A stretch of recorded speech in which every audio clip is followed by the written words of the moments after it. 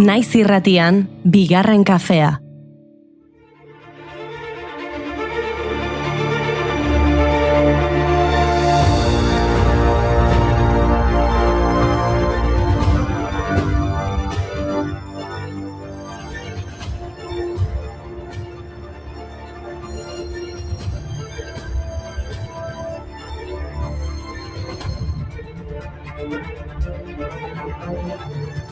Egunon guztioi eta ongi etorri bigarren kafera. Ez dugu giro alaienean hasi hastea. Atzo arratsaldean Sarrigureneko hilketa matxista salatzeko elkarretaratze gehiago ikusi genituen. Igandean Euskal Herriko emakumeen mundu martxak deituta protesta jendetsua egin zuten Iruñean udaletxe plazan eta atzo egin zituzten elkarretaratzeak Euskal Herriko herri eta auzo txikiagoetan. Euskal Herriko urteko lehenengo hilketa matxista izan zen ostiralekoa. Gizonezko batek 28 urteko emakumezko bat hil eta beste bat larri zauritu zuen ostiral iluntzen Sarrigunenen. 2003 geroztik 133 emakume eta 13 haur hil dituzte gizonek. Luzeegia da zure krimenen geriza. Bizi nahi du libre zure legeen kontra, zure usten kontra.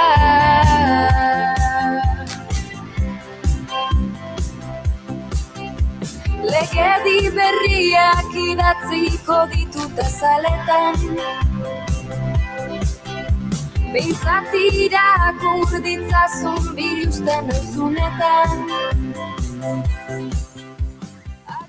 Badakizu ezer, horrelako albisteekin lanera ez etortzeko gogoa pizten zaidala. Greba egiteko arrazoi ugari ditugu, bai, baina pentsatu ondo nola egin goiuri. Gaurko egunez 1989an Ameriketako Estatu Batuetako Auzitegi Gorenak beso erorien grebak debekatu zituen. Antza denez, garai hartan modan jarri ziren. Mota horretako grebetan langilek euren lanpostua okupatzen zuten, baina lanik egin gabe. Inork postu hori ardezan eragotziz. 1989ko otsailaren 24tik aurrera greba mota hori legez kanpokoa bihurtu zen. Tira baitxaron, harakatuko dute hemerotekan, protesta egiteko modu ezberdinak topatzeko eta, kexatzera etorri naiz, eta ez didazue debekatuko. Gaur forjariak lanak utzi, gatoz guztio kalera, labeak oso itzaldu eta protesta bat egitera. Mailu gurdina bota ditugu, antxe bertan bazterrera, ez dugu nahi berriro ere, toki hartara lanera. Dinbilidan bat gau eta goiza, su eta keien artila, sosegu eta deskantzu gabe geure buruen kartila. Horrexegatik lanak utzirik, gatoz guztiok batila. Hemen duzu adibide bat, duela 26 urte 2000 urteko otsailaren 24an Vatikanoko San Pedro Basilikako kupulatik zintzilikatu ziren itoitzekin solidarioak taldeko kideak. Urtegiko kableak mozteagatik espetxean zenbait hilabete egin ostean, baldintzapeko askatasunean geratu zirenean, epaiketaren zaizirela Europako zenbait hiritan ekimenak egiteko bira bat abiatu zuten. Londresen, Hagan eta Berlinen urtegiaren proiektua salatzeko ekintza ikusgarriak egin zituzten. Irudiak ikusgarriak dira. Erroma, zeru urdina, 127 metroko altuera duen San Pedro Basilika. Eta gazte batzuk handik zintzilik. Baten batek, aingeruak zirela ere pentsatuko zuen.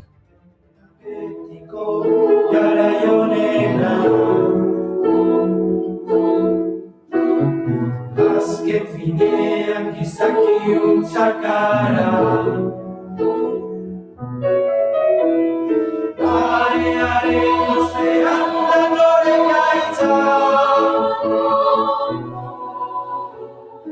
Uda berririk ez guretzat, denborak aurrera etengaia, da orain ezin utzi izan ginen. Gustatu zaite Vatikanokoa, baino protesta gehiago topatu ditut. 1980ko otsailaren 24ko eginek azalean zekarren bat adibidez errepresioa intsumisoen aurka izenpean. Horrela zioen egunkariak. Intsumisuen planto berriarekin deitutako elkartasun adierazpenak zapaldu zituzten atzo Bilbon eta Iruñan. Nafarroan, Espainiako poliziak kargatu egin zuen 8 intsumiso nafarren alde elkartasuna adierazteko bildu ziren pertsonen aurka. Eta atzo, halaber, poliziak bortizki kargatu zuen auzitegira Oskar Bizkai preso politikoa babestera joandako pertsonen aurka. 2011ko otsailaren 24ko garak hauzekarren. Europar Batasunak eta nazioarteko dirufuntsak Greziari ezarritako murrizketen aurkako greba orokorrak jarraipen handi izan zuen atzo, arlo ugaritan erabatekoa. Manifestazioetan milaka pertsonek parte hartu zuten, Atenasen istilu gogorrak izan ziren manifestarien eta polizien artean. Eta 2021koan aldiz, hau, poliziaren karga 3 atxiloturekin Tubacexeko langileen aurka. Ertzaintzak otsailaren batean Barakaldoko PCB ITP Aero inguruan zabaldu zuen modus operandia errepikatu zuen atzo Laudioko Tubacex lantegiaren aurrean. Kargak, identifikazioak eta oraingo honetan 3 atxiloketa. Bi kasuetan langileen mobilizazioen helburua kaleratze kolektiboak ez burutzea da.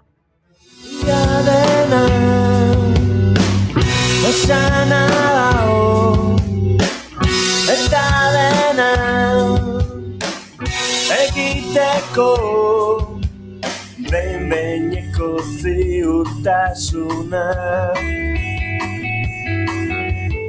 Iraupeluzeko nazea Aldi baterako aukera Itxolari mugagabia. Bueno, modu gehiago ere topatu ditut protesta egiteko. Literaturarekin ere egin daiteke protesta. Gaurko egunez 2013an hiltzen Faride Lasai irandar artista, margolaria, pentsalari eta ekintzaile politikoa. Bere libururik aipagarriena Xalbamu autobiografia da, Txakala heldu da, 2003an argitaratu zuena. Persiako kulturan Bertolt Brecht bezalako idazleen literaturan, zineman eta animazioan dago inspiratuta. Koasreko espetxean espetxeratu zuten 1974 eta 76 urteetan Persiako Shaharen erregimenaren aurka egoteagatik eta espetxean antzerki talde bat osatu zuen. Kartzelatik ateratakoan bere aktivismoak bere obra artistikoaren izaera baldintzatu zuen. Dure, dure, poste kuha, ye sabure, poste dashta, ye talai, poste sahra, های خالی Une mast Eta beste batzuk musikarekin egiten dute protesta. Gaurko egunez jaio zen Pablo Milanés, kubatar musikagile, abeslari, gitarra jotzaile, eta finean kantautorea. Silvio Rodríguez eta Noel Nicola musikariekin batera Nueva Trova kubanaren sortzaileetakoa. Milanesek 40 album kaleratu zituen bakarlari gisa. 1973an lehen da bizikoa Versos sencillos de José Martí. 2019an aldiz azkena Standards de Jazz. Arkidatziak dira adibidez Yolanda, El Breve Espacio eta Amame como soy abesti ezagunak. 50ko hamarkadan familiarekin batera Baiamotik Habanara joan zen eta hango kaleetan topatu zituen bere lehen musika mentoreak. Egia da, Habanako Udal Kontserbatorioan urte batzuedako prestakuntza akademikoa izan zuela, baina Milanesek beti aldarrikatu zuen kaleko, auzoko eta kafetegietako musikariaien figura, bere erreferente nagusi gisa. Esta no puede ser no más que una canción. Quisiera fuera una declaración de amor romántica sin reparar en formas tales que pongan freno a lo que siento ahora raudales. Duela 4 urte hiltzen 79 urterekin, minbiziaren erruz. Hain zuzen abeslaria Madrilen bizi zen 2017 geroztik, eritasunaren kontrako tratamendua jasotzeko. Azken 3 hilabeteetan okerrera egin zuenaren osasunak eta ondorioz bertan bera utzi zituen lotuta zituen hainbat kontzertu. Tartean hitzartuta zegoen Iruñeko baluartekoa. Begira, duela 2 urte zendu zen Neris Amelia Martínez Salazar, Juana Bacallao, Juana la Cubana eta Juana la Caliente izango itiz ere ezaguna, kubatar abeslari eta musikaria izan zen bera ere. Munduan zehar ibili zen eta Nat King Cole, Bola de Nieve, Chano Pozo, Benny More, Rita Montaner, Los Zafiros eta Celeste Mendoza bezalako artistekin aritu zen elkarlanean. 2024ko otsailaren 24an hil zen Habanan 98 urte zituela. Caballero, lo que tengo arriba es un cementerio. Tengo que limpiarme porque lo que tengo es el diablo, no sé qué es lo que pasa. Ya me tienen cansada la gente y la vecina me tiene nerviosa con ese muerto. Espíritu, Ay, ¿hasta cuándo? alégrate de mí. ¡Qué horror! Me saqué la lotería y esta mujer tiene cansada. En el barrio que yo vivo. Guk Juana Bakaiao bezala 98 urtetara sasoiko iristeko esperantza izan badaukagu, baina ordura bitartean lan apur bat egitea ere tokatzen zaigu. Gaurkoa tajutzen hasiko algara, ekipo. Oinarri egitasmoko Naiara Martin etorriko da gurera, gaztetxoen euskarazko aisialdia sustatzeko egitasmo bat abiatu dute, beste erakunde batzuekin elkarlanean, eta horren inguruan arituko gara. Abuztuaren 12an eguzki eklipsea ikusteko aukera izango da Euskal Herrian eta horren inguruko argibide gehiago emango dizkigu Naiara Barrado Izagirre Euskal Herriko Unibertsitateko doktoreak. Eneko Iturbe Otamendik berri bitxien inguruko tarte bat prestatu du, ea zer kontatzen digun gaurkoan. Eta larun batean Aria taldeak Donostiako Imanol Lartzabal kulturretxean eskainiko duen kontzerturako 2 sarreren zozketa ere martxan jarriko dugu. Entzuleok, otsailako 24 ditu gaur eta guk ez dugu grebarik egingo guzuekin izango gara urrengo 2 orduetan. Ongi etorri guztioi bigarren kafera, asteartea da bai, eta hementxe gaude, gu prest.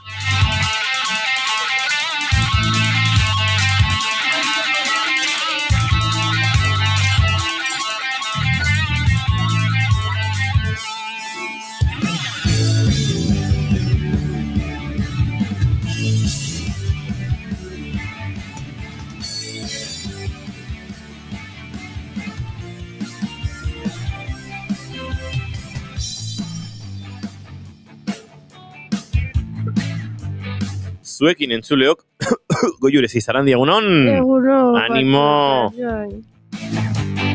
Eta zuekin entzuleok, julen goiko etxarpego, egunon. Baita zuei ere. Izketan ari zaizuen hau Inigo Asensio Elurbide, gaur bigarren kafeak 1135 garrena du, otsaiak 24, goizak 10 eta 19 minutu izango ditu 4 segundu barru, gu irugara, urrengo 2 orduetan zuekin bat, egiteko asmotan. Ongi etorri guztioi, bai, naiz irratian zarete bigarren kafean.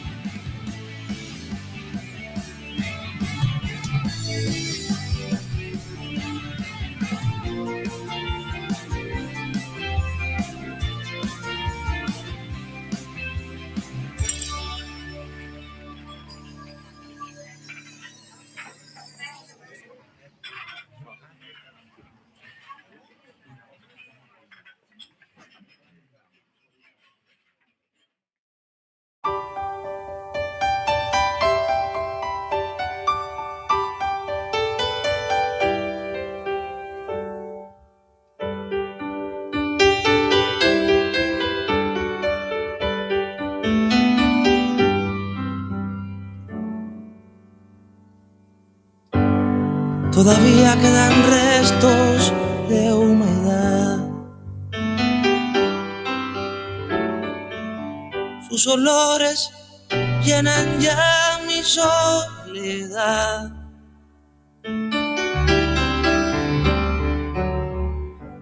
En la cama su silueta se dibuja cual promesa de llenar el breve espacio en que no está.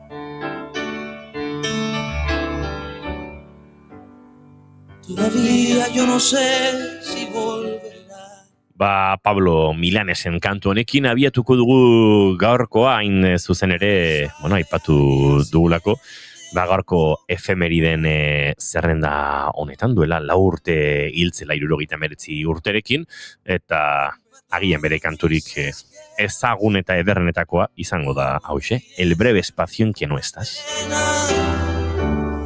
No me pide nada.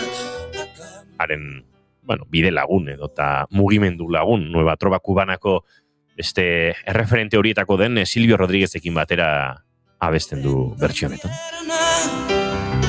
No habla de uniones eternas, más entrega, cual si hubiera solo un día para amar.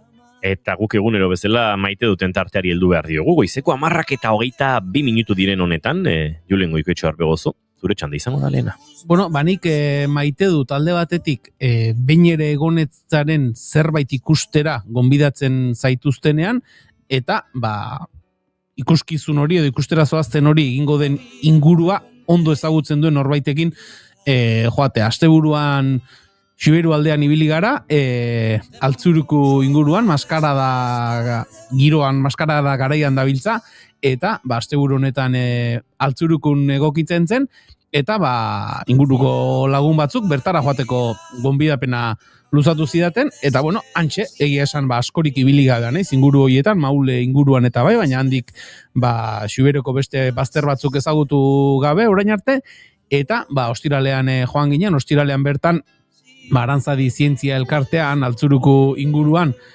Gaztelu mendian egiten ari den indusketa batzuei buruzko hitzaldia eskaini zuten, larun batean, egun pasa egin genuen, inguruko mendietan, alde batetik Gaztelura bertara igo ginen, indusketak eta nola doazen ikustera, eta gero, Auzkiko lepora igo ginen, ni izan dut, sekula izan gabe nintzen, inguru haietan, eta egia da baita ere, pare-pareko eguraldia tokatu zitzaigula, eta Auzkitik, Pirinioak ere lurtuta ikusten ziren, sekulako eguraldia, eta igandean, maskara da, eta nik maskara da sekula ikusi gabean nintzen, entzuna, maskaradak egiten direla eta hori guztia, baina ez nekien maskarada baten dinamika nolakoa den, goizean barrikadak egiten dituzte, herriko puntu ezberdinetan, arratsaldean izaten da nola baitere, emanaldi nagusia edo, tartean bazkariarekin, eta gustatu zait, gauza kuriosoa iruditu zait, baina maskaradarekin batera maite dut esan dudan hori ezagutzen ez duzun zerbait ikustera, eta ezagutzen ez duzun lekuetara gonbidatzen zaituztenean,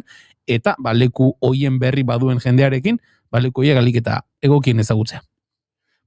Hauxe Julen Goikoetxea Arbegozoren maite duta, eta Goiuri zureare entzun nahiko dugu. Nik maite dut, ia urte bete duen, baina nik orain deskubritu duen jolas bat.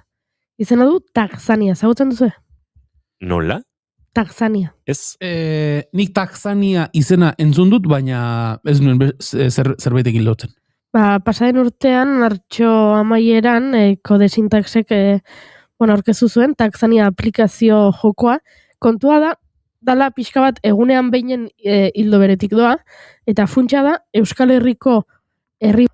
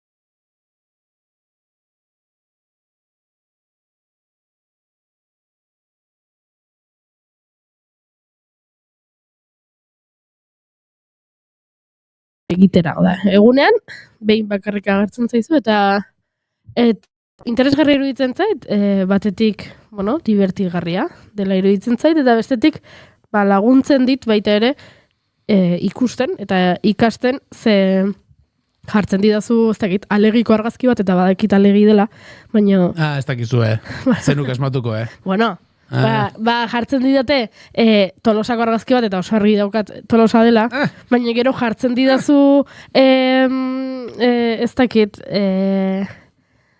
gian jartzen didazu zeraineko argazki bat, eta ez dakit zerain dela. Torban konturatzen zara, haien Euskal Herria ez duzula hain ondo ezagutzen, ez, bereziki, ni Gipuzkoarra izan da, Gipuzkoa gian hobeto ezagutzen dut, baina gero kosta egiten zait, ez dakit Arabako herritxo bat ezagutzea, edo horrelako gauzak eta... Zenon kostako herriak. Kosta zitzaizkizula. Oso ondo, Ondo egin? Hori da, Taxania nahi balin baduzu jolastu. Taxania. Bueno, nik oraingoz, mobilarekin nahiko engantxada badaukat, eta horren da giotik jolastu diteke? Ez dakit, ez dut uste. Pixkat kentzen ari naiz olako gozetatik, baina tira, gero bihar kontrakoa esango izut eta engantxatuko naiz.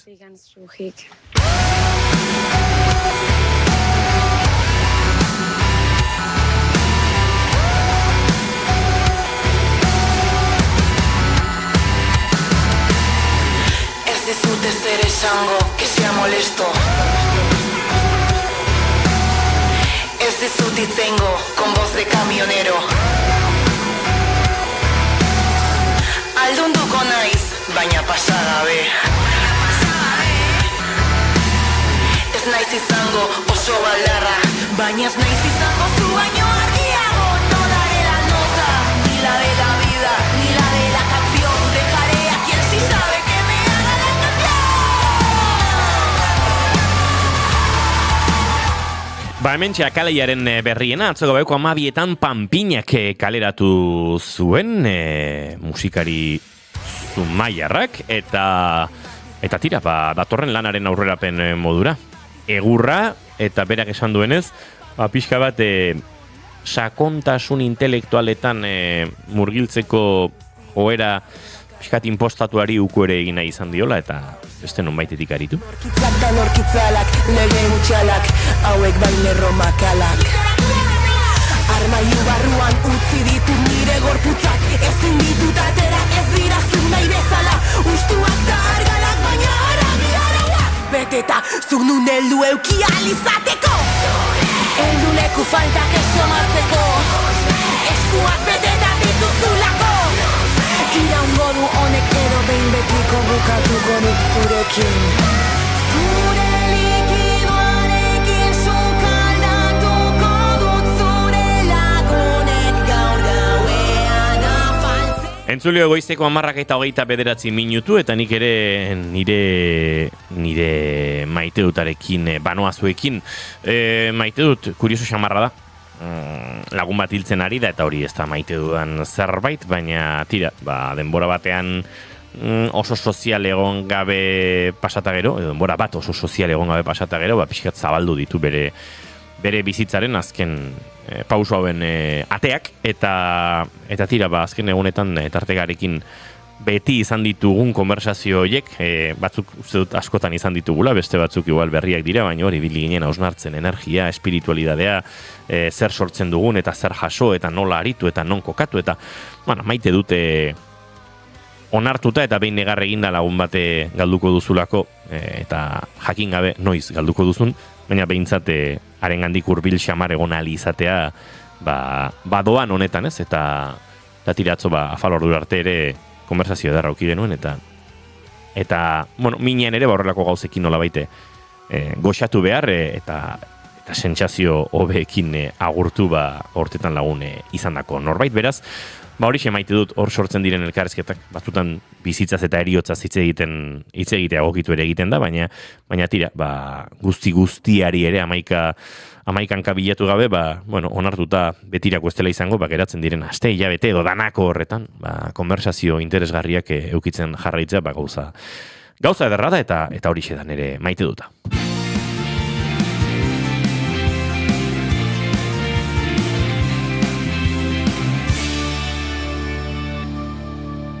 Bigarrenak ez direlako beti okerragoak, Bigarren kafea. Eta entzuliok segituan goaz gure gorko lehen gonbidatu orkestera, baino txatari ere biztazu azkarba botako dio. Egunon, zer modu zaudeten nire maite duta da ostiralean hasiko dela 24. Ostiralean, martxoaren 24 lauean, ez dut ulertzen 24. hau, bertso txapelketa herrikoia tabernetan eta ze gogok kantatzeko herri aurrean edo finalean ea iristen garen. Bueno, animo gorka, ea finalera iristen zaren. Gainera ostiraletan giroa sortzen da herrin, eta atzo iritsi zaidan armario berria, ze ederra. Hemendik dio egunon gaztiak, kamisetak ere armarioan kokatzen ibili naiz, hor topatu ditut, postal kolekzionistak, esan ezin, nik gaur postal kolekzionisten kamisetarekin nago gorka, baina azpitik. Da dantza gaur, 24, 0-7, ez dut ulertzen 0-7 hori, zer den, Uztaiak 24 esan nahi duen, Uztaiak 24 turra bukatzen hariko da. Azken aurreneko etapa izango da ez? Hariko da. 26an amaituko da. Zunezkoena. Lauean abituko bada, bai. Goiuri, koinak kopa batekin, nik uste, pasako zaizu lau. Bueno, nik kopa badut. Eta batekin pasatzen zaizu, bi. Kopan ura dauka. Hala ere, entzuliok nik eskaini diot hemen infusio berriak erosi genituen. Pentsa, Alain Agirreren bizitarekin erosi genituen infusio berriak, eta hor badaukagu zainmin eta naranja oso infusio goxoa, zainmina jengibrea, eta nik uste oso ondo dingo lizukela, Goiuri. Urarekin moldatzen naiz, eskerrik. Bueno, moldatu ez da, moldatzen zaren. Bida, Titxua, horrela aritzen zara, denik hartzen dut, zainmina. Zorionak. Julen, ze morro maskarraetan ibili zarela. Ondo, ederki ibile gara, bai, gauza kuriosoa. Eta Edita Brokosek dio egunon, egunon guztioi entzuleok, orain bai, gorko lehen gonbidatua, aurkezteko moduan gara, gero bestela, aserretu egiten zaizkigu, ez dugulako txatari, ez diogulako, nahikoa leku egiten. Beraz, esan dakoa, bagoazela aurrera.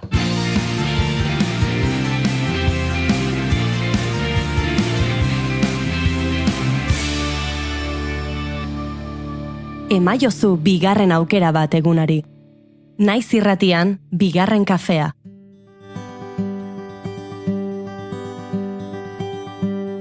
Aspalditik gatoz, urrunera goaz. Aspalditik gatoz, baina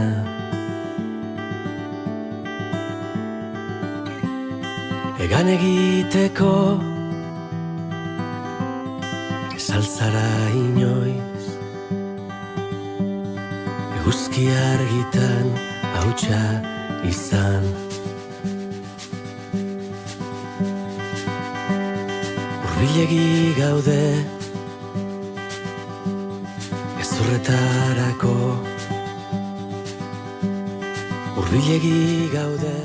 Ohiko egia ezten zerbait bere osotasunean ikusteko aukera paregabea izango dugu Euskal Herrian datorren abuztuaren 12an. Egun horretan, eguzki eklipse bat izango da, eta Iberiar penintsulan Akoruñatik Mallorcarako ardatzean ikusi ahal izango da. Ardatz horrek tartean harrapatzen ditu gure geografiako hainbat puntu, eta inguru horietan bere osotasunean ikusi ahal izango da. Eta nolabait esate aldera, 2 gau izango dituen eguna izango da abuztuaren 12koa. Espainiar estatuan azken eguzki eklipsea duela 113 urte izan zen, eta aurtengoa gurean ikusteko aukera izango denez, Euskal Herriko Unibertsitateko doktore den Naiara Barrado Izagirrerengana jotzea erabaki dugu argibide gehiagoren bila. Naiara, egun honetan ongi etorri? Egunon. Zer moduz gara? Ondo. Tira nahi. Oso, ondo Naiara. Berehala hasiko gara eklipsearen inguruan hitz egiten, baina gonbidatu guztiei, bigarren kafeko gonbidatu guztiei, galdera batzuk egiten dizkiegu, eta galdera horiek Goiurik egingo dizkizu eta azalduko dizu nola den kontua. Nik 2 galdera egingo ditut, eta zuk aukeratu behar duzu 2 galdera horietako bat erantzuteko. Vale. Bat da luzea eta bestea da motza, baina ian luzea errexago egingo zaizu, ez dakigu. Esango dizut. Lehenengo galdera da. Imaginatu orain badatorrela zinema zuzendari bat zure gana eta esaten dizu Naiara, zure bizitzari buruzko pelikula bat egingo dut. Baina ezin dut kontatu guztia jaio zinenetik orain artekoa. Kontatu dezaket soilik zure bizitzako etapa zehatz bat. Galdera da, ea ze etapa aukeratuko zenukeen gero pelikula batean islatuta ikusteko. Hori da lehenengo galdera. Eta bigarren galdera laburragoa da, ea nola gustatuko litzaizuken izatea zure funerala, zure hileta. Orduan, esan bezala, nik 2 egin ditut, baina zuk 2etako bakarra aukeratu behar duzu erantzuteko. Buah, zaila, Hiletaren aukeratuko dut. Oso ondo. Espero dut izatea gauza simple bat, baina ez izatea oso tristea. Izatea, hil naizenean dena egin behar nuen guztia egin dudalako, ez izatea oso dramatikoa, eta hori, apur bat, brindis bat egitea nire bizitzaren gatik. Zoragarri, apuntatu egingo dugu, ze gure gonbidatu gehienok esaten diguzue horrela brindisa eta horrelako zerbait nahi duzuela, eta uste dut horren aldeko manifestazioa da egin barko dugula. Ederki nahi gara, pixkanaka eklipsearen gaian sartuko gara, entzuten ditugu, eguzki eklipsea, ilargi eklipsea, eguzkia ilargiaren eta lurraren artean, lurra bestearen parean tartean, horrelako kale azalpen asko entzuten ditugu, baina eklipse bat zer den, nola gertatzen den galdetuko banizu, nola azalduko zenuke? Egia esan hori da, ez? 3 gorputz daude hor jokoan, kasu honetan gure lurrean ikusten ditugun eklipseak, gorputz horietako bat lurra bera izango litzateke, bestea eguzkia eta bestea ilargia. Depende nola kokatzen diren, gertatzen da eklipsea, eguzki eklipsea edo ilargi eklipsea. Hau da, konfigurazio horretatik. Eta zer da eklipsea berez, zeruko gorputz batetatik da etorkigun argia, beste gorputz batek blokeatzen duenean gertatzen den fenomenoa izango nuke, ez? Hori definizio tipiko bezala.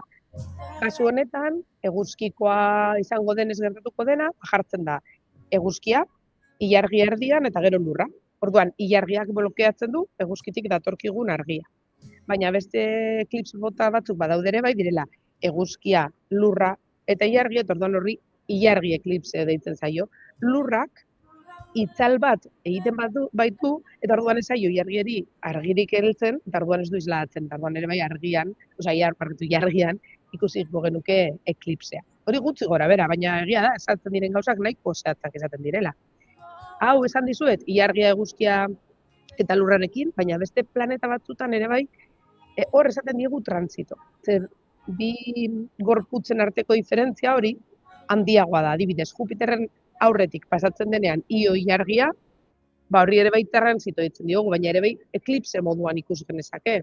Edo, baita ere, Venus, artizarra, pasatzen da, noizean behin, barneko planetekin gertatzen dau, eguzkiaren aurrek aldetik. Gertatzen dena da, eguzkia horrelako itxura, tamaina aparentea daukala handia, nahiko otso handia, eta Merkurio edo artizarra, depende zein den, askoz txikiagoa. Orduan bakarrik bolatxo txiki bat ikusten dugu, iluntasuna ez duguna baritzen. Baina bai ikusi daitela.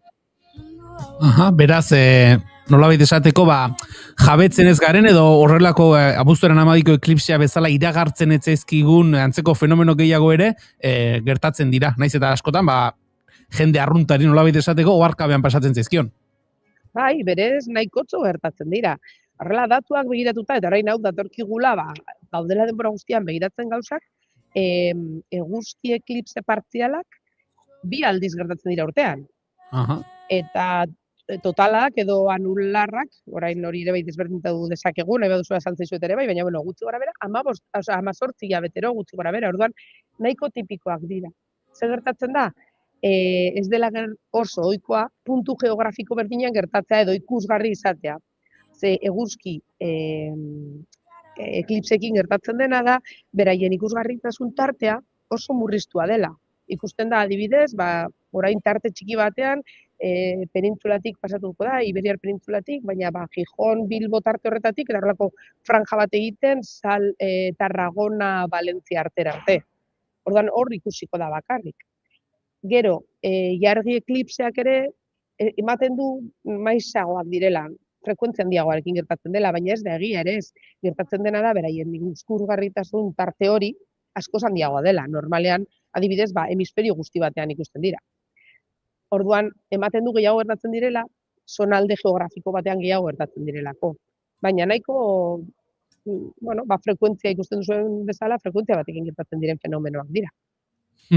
Esan duzuzuk ere, eguzkia ze tamainoa daukan, ze handia den, lurra dago, ilargia dago, gero kurioso egiten dena da, eta hau berriz diogu, horrela ezjakintasun osotik galdetuta, nolatan gertatzen denez, hain gauza handiez hitz egiten ari garenean, eklipsea bere osotasunean esaten ari dira ez, gutxi gora bera, minutu terdi inguruko kontua izango dela, horrek atentzioa ditzen du nahi gara.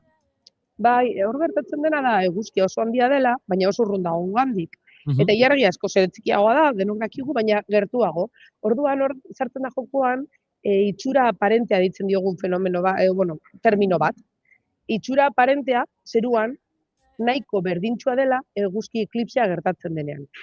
Eguzkiaren itxura aparente hori, hau da, guk ikusten dugun tamaina hori, baldin eta ilargiaren berdina baldin bada, hau gertatzen da perigeoan, hitz oso polita, baina, zer esan nahi du hori, ilargia dagoenean gugandik oso hurbil, lurraren orbita, ilargia eta lurraren orbita nahiko zirkularra da, baina batzutan eliptikoa da egia zen, orduan batzutan urrunago dago, beste batzutan hurbilago. Urrunago dagoen momentu horretan, ilargia guk ikusten dugu handiago. Dagoela urrunago ez barkatu esan dut hurbilago.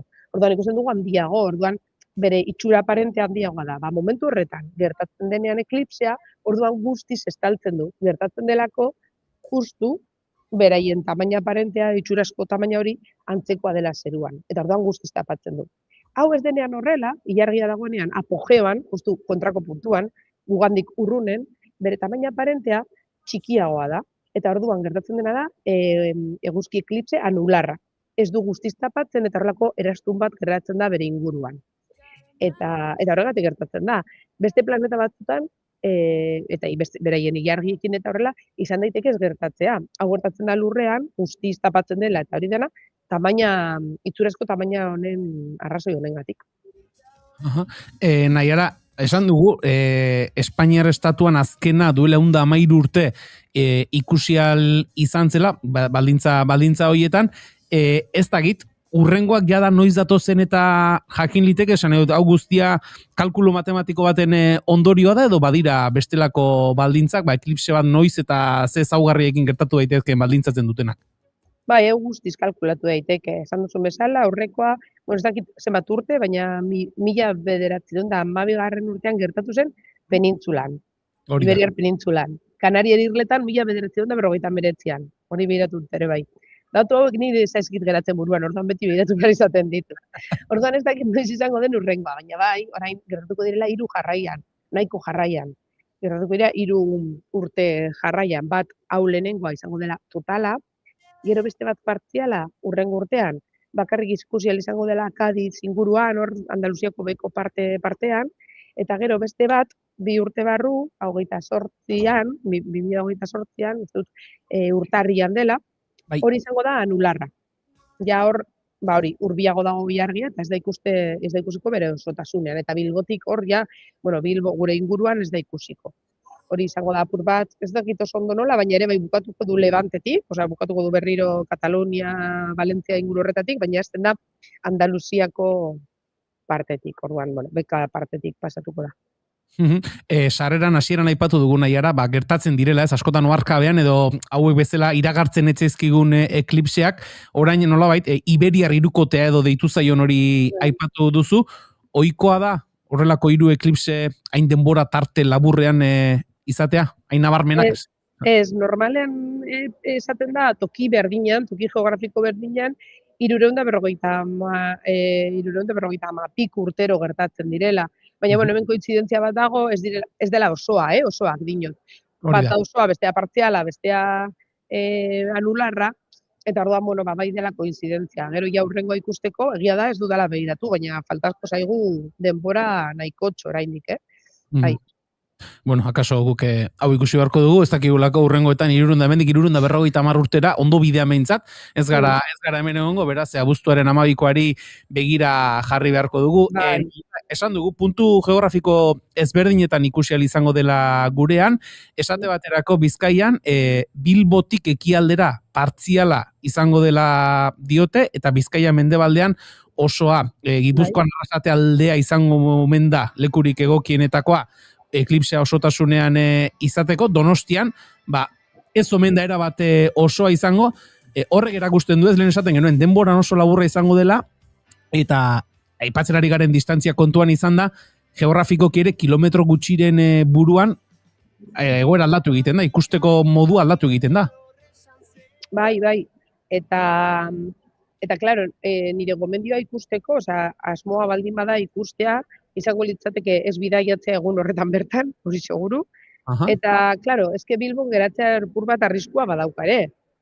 Gasteizerantz joango nintzateke, edo apur bat hegoalderun, ze badakita abuztua dela, abuztuaren 12, baina zenbat aldiz, ez dakit nongoak zarete, baina bilbotarrak badakigu gertatzen dena dela, naiz eta eguraldi superrona egin egun horretan, eta gainera abuztuan izan da, gero gaue aldean lainotzea. Ze gertatzen da eguzki eklipse honekin, zuk esan duzula zieran, egunean ilunduko dela. Zoritxarrez, ez. Zeren, hau gertatuko da, gaueko 7:30. Orduan, pena bat izango da, ze tokatzen zaigu oso ja eguzkia baju dagoenean. Beraz, kontuz, norera guazen ikustera, ez dago oso baju, baina ja jeisten ariko da, bere osotasuna 8:30 inguru izango da, eta gero hasiko da ja desegiten eklipsea, baina ez dugu ikusiko bukaera. Bai ikusiko dugu iluntasun hori, eta berriro argituko dela, baina ja iluntze aldera izango denez, hori pena bat, ez dela hain ikusgarria, igual eguerdiko 12etan baldin bada bezala, ez? Hor justu goi-goian daukagula. Orduan, hori izango da. Eta gero ere bai, beste pega bat da Bilbon. Total izateke momentu hori, 32 segundu iraungo dituela, Gasteizen ordea minutu bat, eta Burgos edo Logroñoruntz jotzen baldin badugu ja hor minutu eta 45 segundu. Orduan, merezi duela apur bat, hegoalderuntz joatea.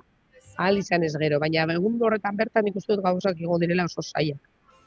Aizu, nahiara, hemen entzule batek Indiokerrek txatean galdera bat bota digu, ez dakitzuke ikusten duzun horre pantailan, eta erantzuteko moduan ote zaren nik enuen honen berri, baina otsailaren 28an ez aldago 6 planeten alineazioa galdetzen du Indiokerrek. Bai. Eta, 28 eta inguruko egunetan, ikusiko dira planetak zeruan, ez da alineazio marra bat, baizik eta ikusten dira aurku bat egiten bezala. Planetak ilargia eta eguzkia bezala jarraitzen dute marra bat bezala, marra bat ez, ibilbide bat bezala. Ibilbide hori ekliptika deitzen diogu, eguzkiak jarraitzen duen ibilbidea. Gutxi gora bera planetak eta ilargia berdina jarraitzen dute. Ekialdetik irten eta mendebaldetik sartu. Orduan, gertatzen ari dena da, orain ikusgarri daudela, 6 planetak ez ditugu ikusiko, porque denak ez dira, bai ikusi aldira teleskopio batekin, baina ez begibistaz, baina begibistaz bai, kapazak izango garela, ikusteko Jupiter, Saturno, Marte, ikusgarriak direnak, dizidatuagoak direnak. 3 horiek, batez ere, eta, Saturno, Artizarra, Jupiter eta Marte bai direla ikusgarriak begibistaz. Momentu honetan, gainera ez dakite horiek danak ikusiko diren, justu doka transparentzia bat hemendik, ze galdetu ziatzen beste gunean ere bai. Eta izaten da polita, baina ez da lerro bat, da horrelako arku bat bezalako. Ados, hortxe erantzun da Indiokerren galdera bera. Nahiara, esan diguzu, gutxi gora bera azaldu diguzu, eklipsea ikusial izango den franja horren barruan edo, komeni dela alik eta hegoaldera egitea, bestetik horrelakoetan, babes neurriak ere eklipseetan esaten hartu behar direla, zeintzuk izango lirateke eklipsea segurtasunez ikusteko hartu beharreko neurriak? Bai, mesede, segurtasunez ikusi, baina eklipse bat gertatzen den bakoitzean gero pila bat kasu daude, erretinen, begien arazoekin eta hospitalizazioak eta dana, beraz. Betaurreko bereziak erabili, denda espezializatuetan erosi, ez erosi dozein betaurreko. Ez baldin badu kasu ez ziurtasun handia hori ondo dagoela, ez begiratu zuzenean. Beste metodoak ere bai existitzen dira, adibidez, proiekzio bidez behatzea. Zer esan nahi du horrek? Badaude, begiratu interneten, badaude modu ezberdin asko, ni tailerre bat banago pentsatzen nire umetxoekin egiteko, kartoizko kutxa bat hartu, zulotxo bat egin, eta proiektatu. Hori egin daiteke, hori eskulan bezala, baina baita ere, existitzen dira eros daitezkeen kutxa estenopeikak deitzen direnak, baina hori izango litzateke gutxi gora bera. Kutxa ilun bat, xafla xuri bat, zulotxo bat egin, eta begiratu horri kontra eguzki atzekaldean utzi eta sartzea argia hortik. Zuek begiratuko zenukete proiekzioa. Binokular batzuekin ere bai egin daiteke esperimenturen bat berriro, ez begiratu zuzenean. Zuhaitzen itzalek sortu dituzte irudi oso politak, eta ikusi izango ditugu eklipse asko egongo balira bezala. Baita koladore batekin egin genezak ere bai, orduan kontuz ibili begiratu metodo hauek edo bestela erosi eta horreko batzuk, eta begiratu eklipseari hori noski. Momentu maksimoan, hor bai, 30 segundu horietan, edo depende nora zoazten, minutu bat izan daitezkenak, hor bai, begiratu aldela eta oso ikusgarria dela, baina kontuz, hori pasatzen da ere bai. Orduan hori betaurrekoak ez baldin badukazu eta ez baldin baduzu ikusten ondo bukatu dela, ez begiratu, baina hor bai, justu tapatzen dela eguzki osoa, eta ikusten da eguzkiaren koroa deitzen dela. Eguzkiak behotatzen dituen eguzkikadak, hor ikusiko dira justu momentutxu txiki horretan.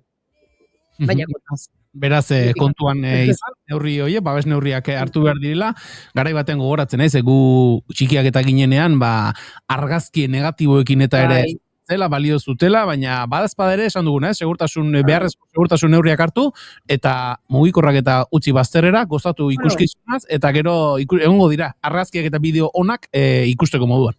Bai, kontuz mugikorrekin aportu daitezke. Ez saiatu gero argazkia ateratzen, porque nos cargamos la cámara. Eta bai, ni radiografiana ere egin nuen bere garaian, eta ez egin. Radiografia, argazki, bai. Esan da, geratzen da, Naiara bukatzeko, somatzen duzue, horrelako eklipse bat datorrela, eta guztia ere gehiago zabaltzen ari dela, gizarteratzen ari dela, ikuspuntu divulgatibotik ere baliagarriak dira zuentzat horrelako uneak, horrela publizitate ematen zaien uneak, gaiaren inguruan gizartean gehiago sakontzeko? Bai, primerako momentuak dira, eta nik beti izate dut erabili behar direla, naiz eta egon goraino lanez gainezka eta dana, da momentu perfektua, ze hor jendea askoz gehiago entzuten, beste batzutan ere bai entzuten du, jendea divulgazioa egiten duzunean entzuten du. Baina momentu hogetan kritikoak dira, eske hor daude como belarriak super zabalik, ze kontatuko dian, ze gertatuko denea, aldudan ikusi, gero igual ez ahi interesatzen, baina momentu horretan nik uste dut dela super interesgarria divulgazioa egitea bai. Naiara Barrado Izagirre, Euskal Herriko Unibertsitateko doktorea, mila esker, abuztuaren 12an Euskal Herrian ikusi izango den eklipse horren nondik norakoak azaltzeagatik, gozatu prozesuaz, gozatu bideaz, eta egunean bertan ere, espero dezagun baldintza egokiak izatea, eta behar dire segurtasun neurriekin, eklipsea behar den moduan ikusi izatea. Eskerrik asko, Naiara? Bai, eskerrik asko zuei.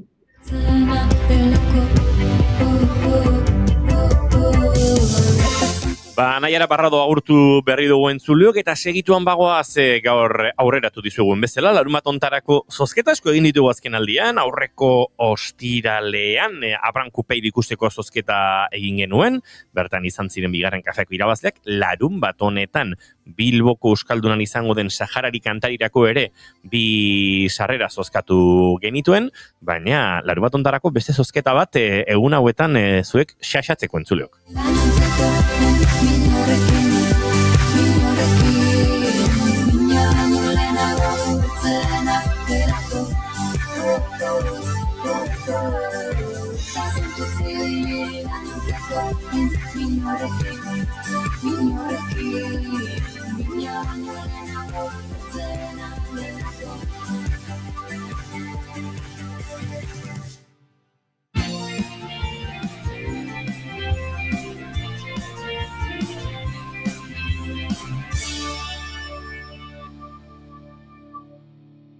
Bigarrenak ez direlako beti okerragoak, bigarren kafea.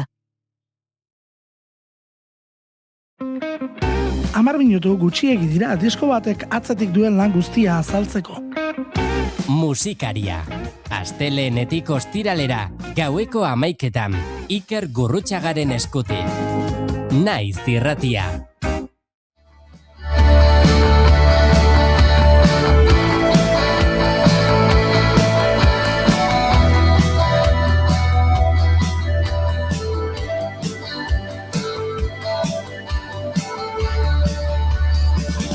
Dantzan jarri nahi dut, nire ezur beldur, ezur koropista zapaldu. Udazkenean kaleratu zuen Ariak bere bigarren lana aurrera begira tartean, uste dut hemen ere bere sortzailearekin aztertzeko eta aipatzeko aukera izan genuen kanta. Hau dantzaren iraultza jarri gaitu dantzan eta jarriko ditu dantzan hain zuzen ere larun bat honetan Imanol Larzabal aretoan Lugaritzeko kulturetxean Donostian kontzertu berezia guk sarrera bi zuei entzulei banatzeko eta naizeko arpidedun zareten ontzako arpidedun txokoan zozkatzeko beste bi sarrera. Eta kontzertu ontarako aitzakiari behar bazenuen edo nolabait konbentzitzeko oraindik bultzada bat behar baduzue, guk Ariako abeslari, sortzaile eta lider den Marina Landa daukagu, telefonoren bestaldean. Marina Landa, egunon? Egunon, Inigo. Bueno, larumateko kontzertu hori berezia dela jakin badakit, zoritxarrez bertan egon nintekelako eta ezingo dudalako egon Bilbon naizelako, baina horrek pista batzuk eman zizkidan eta itzakia, eta pentsatu dugu, bueno, Marinari galdetuko diogu kontzertu berezi horren osagaien inguruan hasteko, azkenaldian etxean ere aritu zarete etxe inguruan inoiz, baina honek badu nolabait kontzertu, ez dakit, berezitik, mugarritik edo. Bai, azkenean areto handia da, ez? Baldintza jakin batzuk dauzkana eta aprobetxatu nahi izan dugu, gutaz aparte partekatzeko gure lagun batzuekin momentu berezi hori, eta horregatik erabaki genuen, bi abeslari gonbidatzea, kantaren bat gurekin abestera, publikoari ere eskaini ahal izateko zerbait ezberdina, ez? Badudelako pertsonak, gurekin holtza mugitzen direnak, eta beraiei ere, hori zerbait ezberdina eta zerbait berezia eta goxoa biziarazi ahal izateko.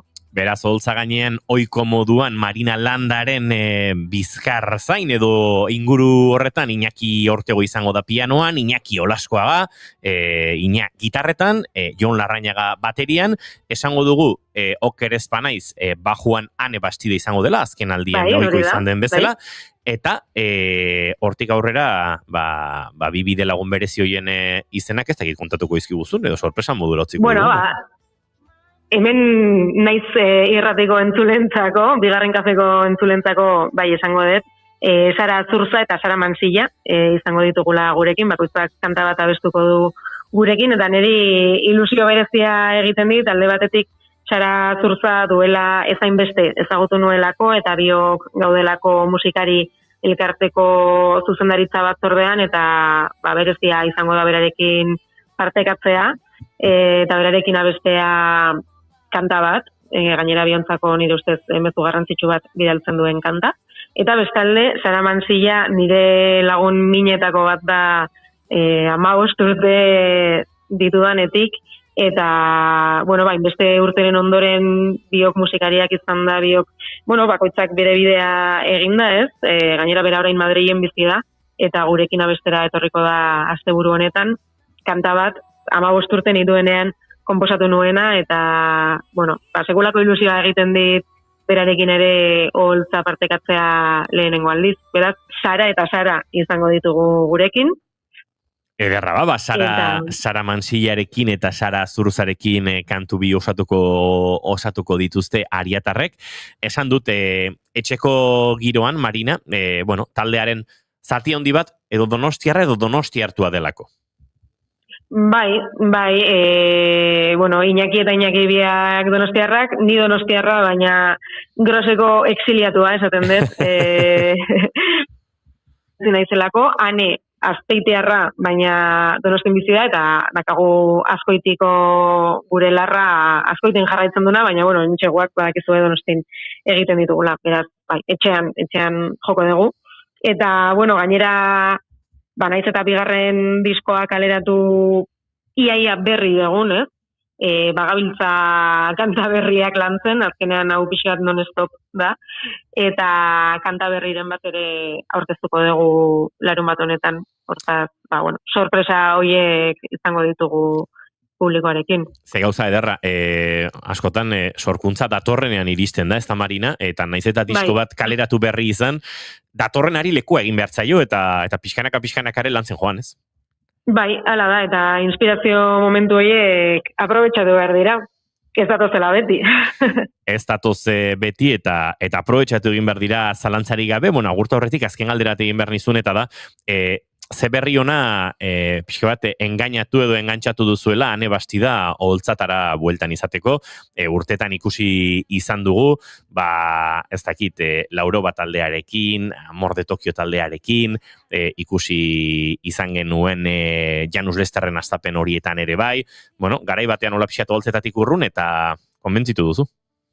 Bai, ez zaigo erresa egin, osatu zaigo, konbentzitzea, baina hor dago, gurekin bueno, ni oso eskertuta nago egia esan da, sekulako basu jolea da, sekulako pertsona da, eta oso polita izaten ari eta berarekin holtza partekatzea, daukan energia, bueno, bere energiak jaten duelako, ez, areto oro, eta oso polita izaten ari da egia esan da. Marina, agurtu aurretik, galdera bat egin marko digu gure entzulei, sare sozialetan gaur bertan publikatuko dugu storitxo bat, bertan zeldatxo batean galdera egingo diegu, eta uste dut, ea ondo ikusten duzun, galdetuko diegu, ea zein herrialdek, Euskal Herria ez den zein herrialdek inspiratu duen Marina Landa, bere sorkuntza prozesuan azken urteotan.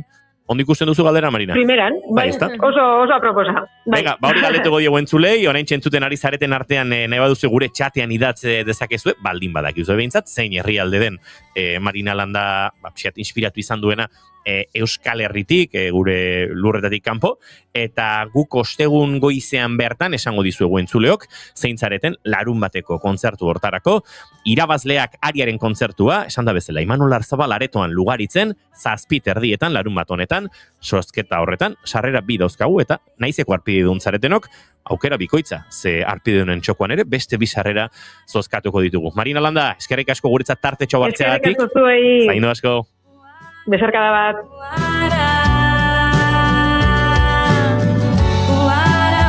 Esandako entzuleo gure storietan segituan ikusial izango duzue eguerrik 12:00, saioa bukatzen dugunean igoko dugu story hori, eta bertan parte hartzeko aukera izango duzue. Aurrera goaz segituan azken ordukoari heldu behar diogu eta Bilboko estudiotarako bidea egingo dugu.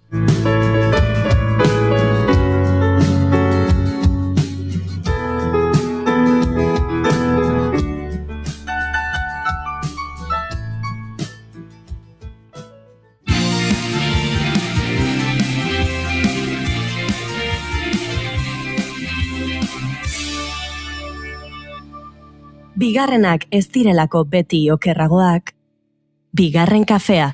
11:03 Itxaso Leon Kareaga Bilboko estudiotan dugu azken ordukoa gurera ekartzeko. Itxaso, egunon? Kaixo, egunon, kontatu dizuegu duela ordu bete ere Bilboko Sanadean auzoan pertsona baten etxegabetzea zegoela aurre ikusita goiztonetarako. Aztet etxe bizitza sindikatuako hartarazi duenez Oskarren etxera sartu eta barruan zeuden kideak kanporatu dituzte. Etxegabetzea gauzatu da. Aztet taldeak deialdia egina zuen goizeko 8:30 aurrera Sanadean auzoko Goikotorre kalean elkartzeko atari inguruan.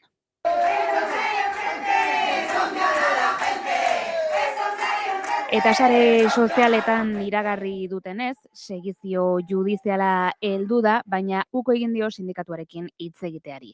Elkarrizketaren aukera baztertuta gaineratu dute kaletik jarraituko zutela euren eskaerak entzunarazten, etxegabetzea gelditzea eta Oskarren egoerari aterabidea bilatzea, baina orain etxegabetze hori azkenean gauzatu dela iragarri dute. Jakingo duzuenez, etxegabetzea tamalez bat gauzatu da, dena den eskerrik asko zuegan hori, elkartasunez etorri zaretela, hemen giri garela, presionatzen, gure gorputa jartzen, eta barruan egotien kidei ere mila esker. Orduan, txalo haundi bat zuen jarro lanontzako. Eskerrik asko.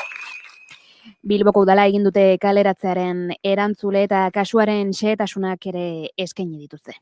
Berriro gogorantziko dugu, Bilboko udala dela, etxegabetzea gauzatu nahi izan duena eta etxegabetze honen arduradun bakarra. Etxe bizita bere jabegoa da eta etxe bizita bera baldintza lozagarri batzuetan zegoen. Oskar, hemen 10 urtez bizizan den bizilagunak protesta moduan behin da berriz eskatu zuen konponketa horiek egiteko, jaramonik ez, udalak bere ardurari uko egin zion, eta Oskarren protesta bezala errenta horretzari nutrizionean, azkenean udalak erabaki duena da, beste pertsona bat kale gorrian ustea.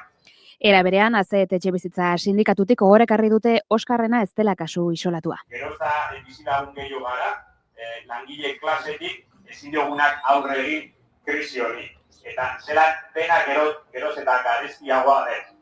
Eta honetaz gain errepidei begira jarriko gara, izan ere trafiko istripu baten ondorioz N bat errepidea itxi behar izan dute Andoainen Irungo norantzkoan larrialdi zerbitzuak jakinarazi duenez. Ez beharra 457. kilometroan gertatu da eta gutxienez 6 kilometroko autoilarak sortu dira. Errepidea itxi dute Irunerako norantzkoan, ostera errei bat ireki duten arren, eta horrek eragin nabarmena izan du zirkulazioan. Autoilara luzeak sortu dira esan bezala, gutxienez 6 kilometrokoak istripuaren gunerako sarbidetan autoak eta kamioiak barne, oraingoz ez dute ezbeharraren arrazoiei buruzko xehetasunik eman, ez da zauritutako pertsonei buruzko xehetasunik ere, eta larrialdi zerbitzuak lanean ari dira egoera kudeatzeko eta zirkulazioa lehen bailen berrezartzeko. 011 arreta telefonotik gidariei kontu handiz ibiltzea gomendatzen zaie eta ahal den neurrian ibilbide alternatiboak bilatzea. Bestalde aipatuko dugu ere Txandakako zirkulazioa ezarri dutela istripuagatik Bizkaia 625 errepideko 383 kilometroan Zaratamon eta Bilborako noranzkoan. Hortaz, egoera nahasi xamarra dugu gure errepide sareko hainbat puntutan, adi beraz errepidean zaudetenok, eta besterik gabe hementxe utziko dugu oraingoz informazioaren eguneratzea. Eskerrik asko Itxaso Leon, eguerdiko 12etan informazioari heltzen jarraituko du hementxe Naiz Irratian. Gu bagoaz aurrera gure hurrengo gonbidatu aurkeztera.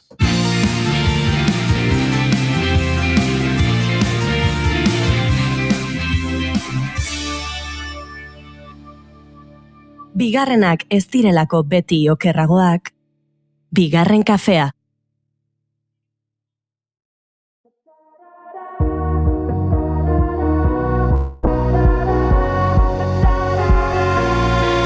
Elkarrekin mundu aldatu dezakegu, esan zenidan, zu nire auspo izango zara, ni zure babestokia.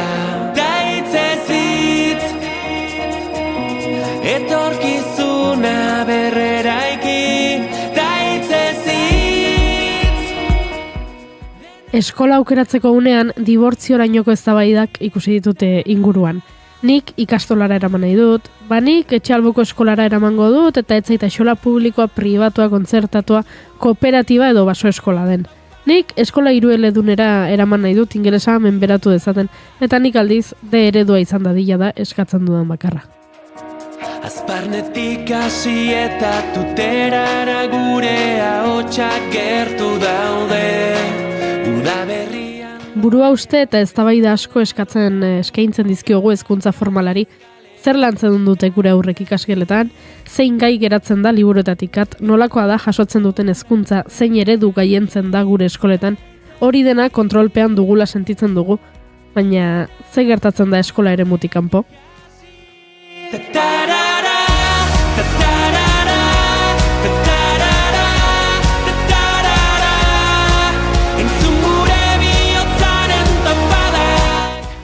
Aur eta gazte euskaldunak nahi baditugu, eta argi dago hori da nahi duguna, aisiari erreparatzeko garaia da.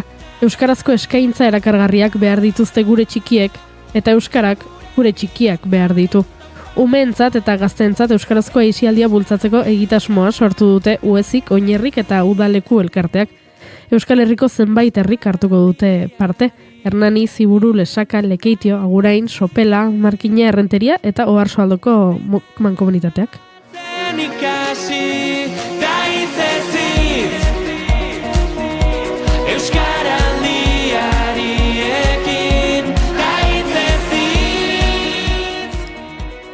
Eta proiektuaren inguruan gehiago jakiteko gurean dugu Naiara Martin, egunon? Egunon. Bueno, aipatu ditut nik hemen hainbat kontu euskalduna, aipatu dut, aisi euskalduna, baina proiektu honek aisia ezitzaile euskaldun eta inklusiboa elkarrekin eraikiz. Izena du, 3 ardatz jarri dizkiozue, ez da lan makala. Ez, bai. 3 horietan oinarrituta, bueno, esparru horietan aurrera pausoak emateko ekintza plan bat gauzatzeko lanak egingo dituzu hainbat herritan, baina pentsatzen dut dagoeneko, edo hori pentsatu nahi dut, aurrera pausoren bat eman dela, ezta? Bueno, lehenengo aurrera pausoa da, honek mandigula aukera, gure markoa hau, aisia ezitzailearen markoa idazteko. idazketa horretan konturatu gara, hezitzailearen barruan ere, Euskal Herriko markoaren barruan, Euskalduna izan behar duela derrigorrean eta inklusiboa ere bai, jakina. Eta, hezitzailearen barruan, hor kultur eskubideen gaia, naturguneen gaia, hor parte hartzea, hainbat gai xedetu eta xedatu ditugu, herriek ere eta guk geuk ere jakitzeko zertaz ari gara, aizia ezitzailea ari garenean. Eta zertaz ari gara? Azkenean, gu herri askotan jarduten gara lanean, eta hezkuntza mailak, hezkuntza foroak, udal hezkuntza kontseiluak edo, bakoitzak nahi duen izenean jartzen dio, egituratzen eta dinamizatzen jarduten gara, eta ikusten duguna da, zenbait herritan badagoela nolabaiteko desordena aiziaren inguruan. Orduan, bere garaian hasi ginen aizialdiko egitasmoak sortzen, eta, sortuta sortu, badago nolabaiteko desorden bat, ez dakigu zenbat ari garen eskaintzen adintarte bakoitzari, herri askok LH-ko umei dagokion eskaintza oso garatuta dute, baina nerabeak apur bat hor dauzkagu, ez dakigula nola heldu, 05 ere bada beste kolektibo bat nolabait hor geratzen dena, ez? Eta, zer nolako aizia da eskaini nahi duguna, edo, guk marko honetan, balio jakin batzuetan, oinarritzen den eskaintzan, jarri dugu fokoa, eta, parte hartzea, haurtzaroaren eta nerabezaroaren kultura, hori lantzen duena, kultur aizialdia ere lantzen duena, inklusiboa dena, auzolana eta komunitatea sustatzen duena, eta noski euskalduna dena, eta ez euskalduna diogunean ez da euskaraz eskaintzen dena, baizik eta euskaldun izatearen kontzientzia lantzen duena. Hori nola egiten da? Guk teoria idatzi dugu momentuz. Aipatu duzu gako bat oso interesgarria iruditzen zaidana, eta behin behatokiaren zuzendariari entzun niona baita ere, zela etxeko txikienen euskerazko eskaintzako bera egin zuela, baino aur nagusiago edo nerabeen zuzendutakoen utxunean abaritzen zutela ikusten duzu ezuek ere bai? Bai, eta hori herri askotan, eta batez ere herri txikietan ikusten dugun zerbait bada, nerabe direnean, herriak adibidez, institutorik ez daukan herrietan, beste herri batera joaten dira, eta gero, bultatzen diraia nagusiak direnean herri bizitza egitera, ezta? Orduan, nola egin herrian nerabe horiek ere mantentzeko eskaintza bat izateko eta nahi izateko euren herrian ere bizitza egiteko. Aipatu ditut nik, proiektu honetan parte hartzen dutela hainbat herrik, eta, herri tamainari dagokionez, edo izaerari, nortasunari dagokionez ere, desberdinak dira, ez? Ez da gauza bera errenteria bat, edo lesaka bat, horretan ere erronkak topatuko zenituzten. Bai, eta era berean hori da polita, ez da? Bakoitzean dagoen, errealitatea oso desberdina da, zer esanik ez ziburun, hain justu proiektu hau edo egitasmoa sortzen da ideiak diru laguntzari esker dela mugaz gaindiko proiektuak sustatzeko eta harreman horiak ere sustatzeko, eta udaleku hain zuzen ere, mugaz gaindi eta argi eta garbi muga bat ikusten da hor, ze errealitate desberdin daukagu alde batean eta bestean, aizialdi antolatzeko eran eta baita euskararen presentziari dagokionez.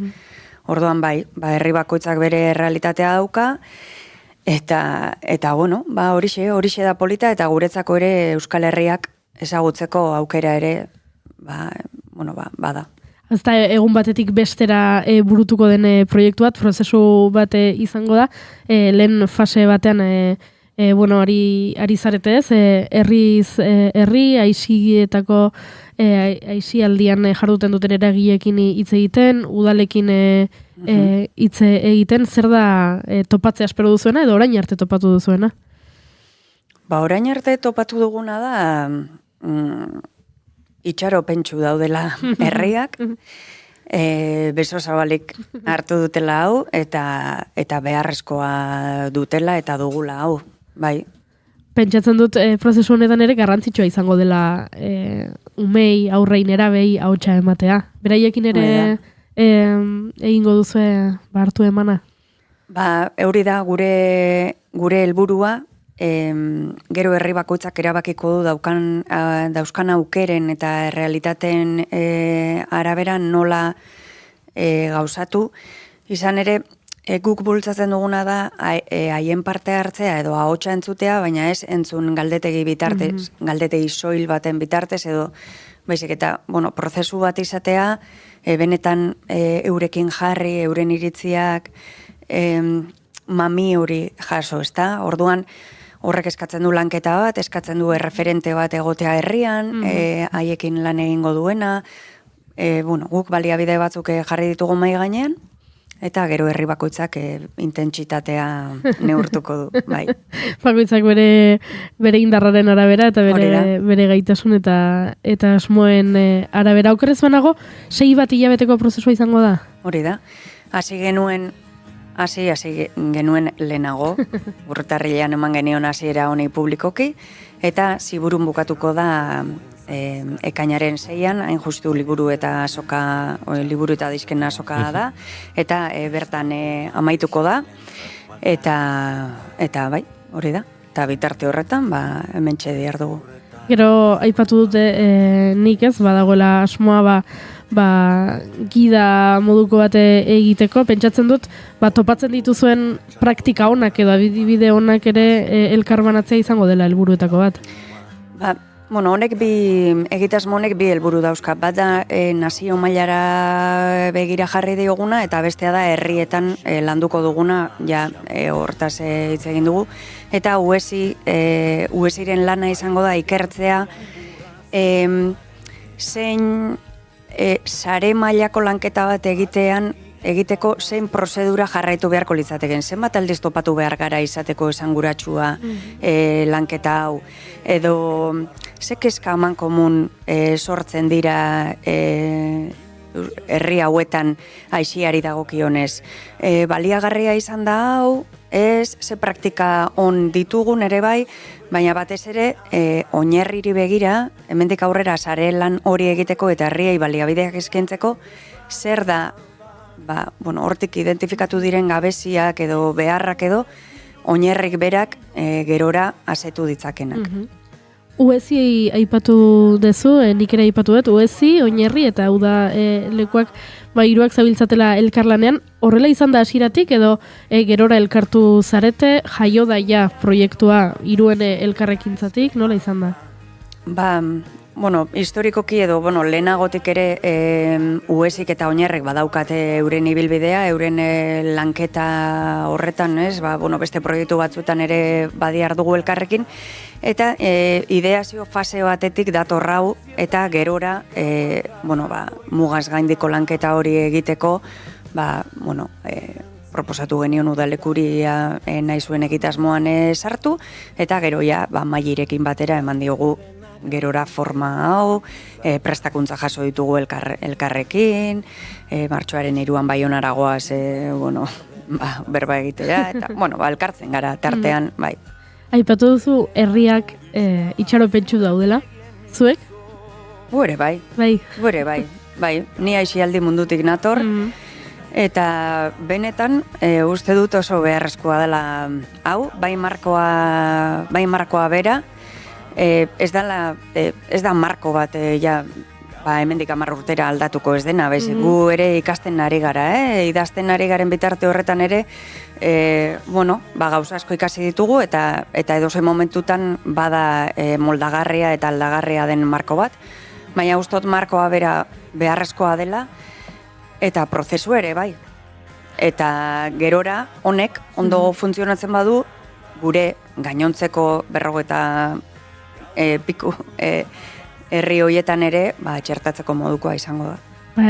Proiektu bizia izango da, esaten duzun bezala ez, eraldaketan egongo dena. Aixialdi mundutik zatozela esan duzuzuk,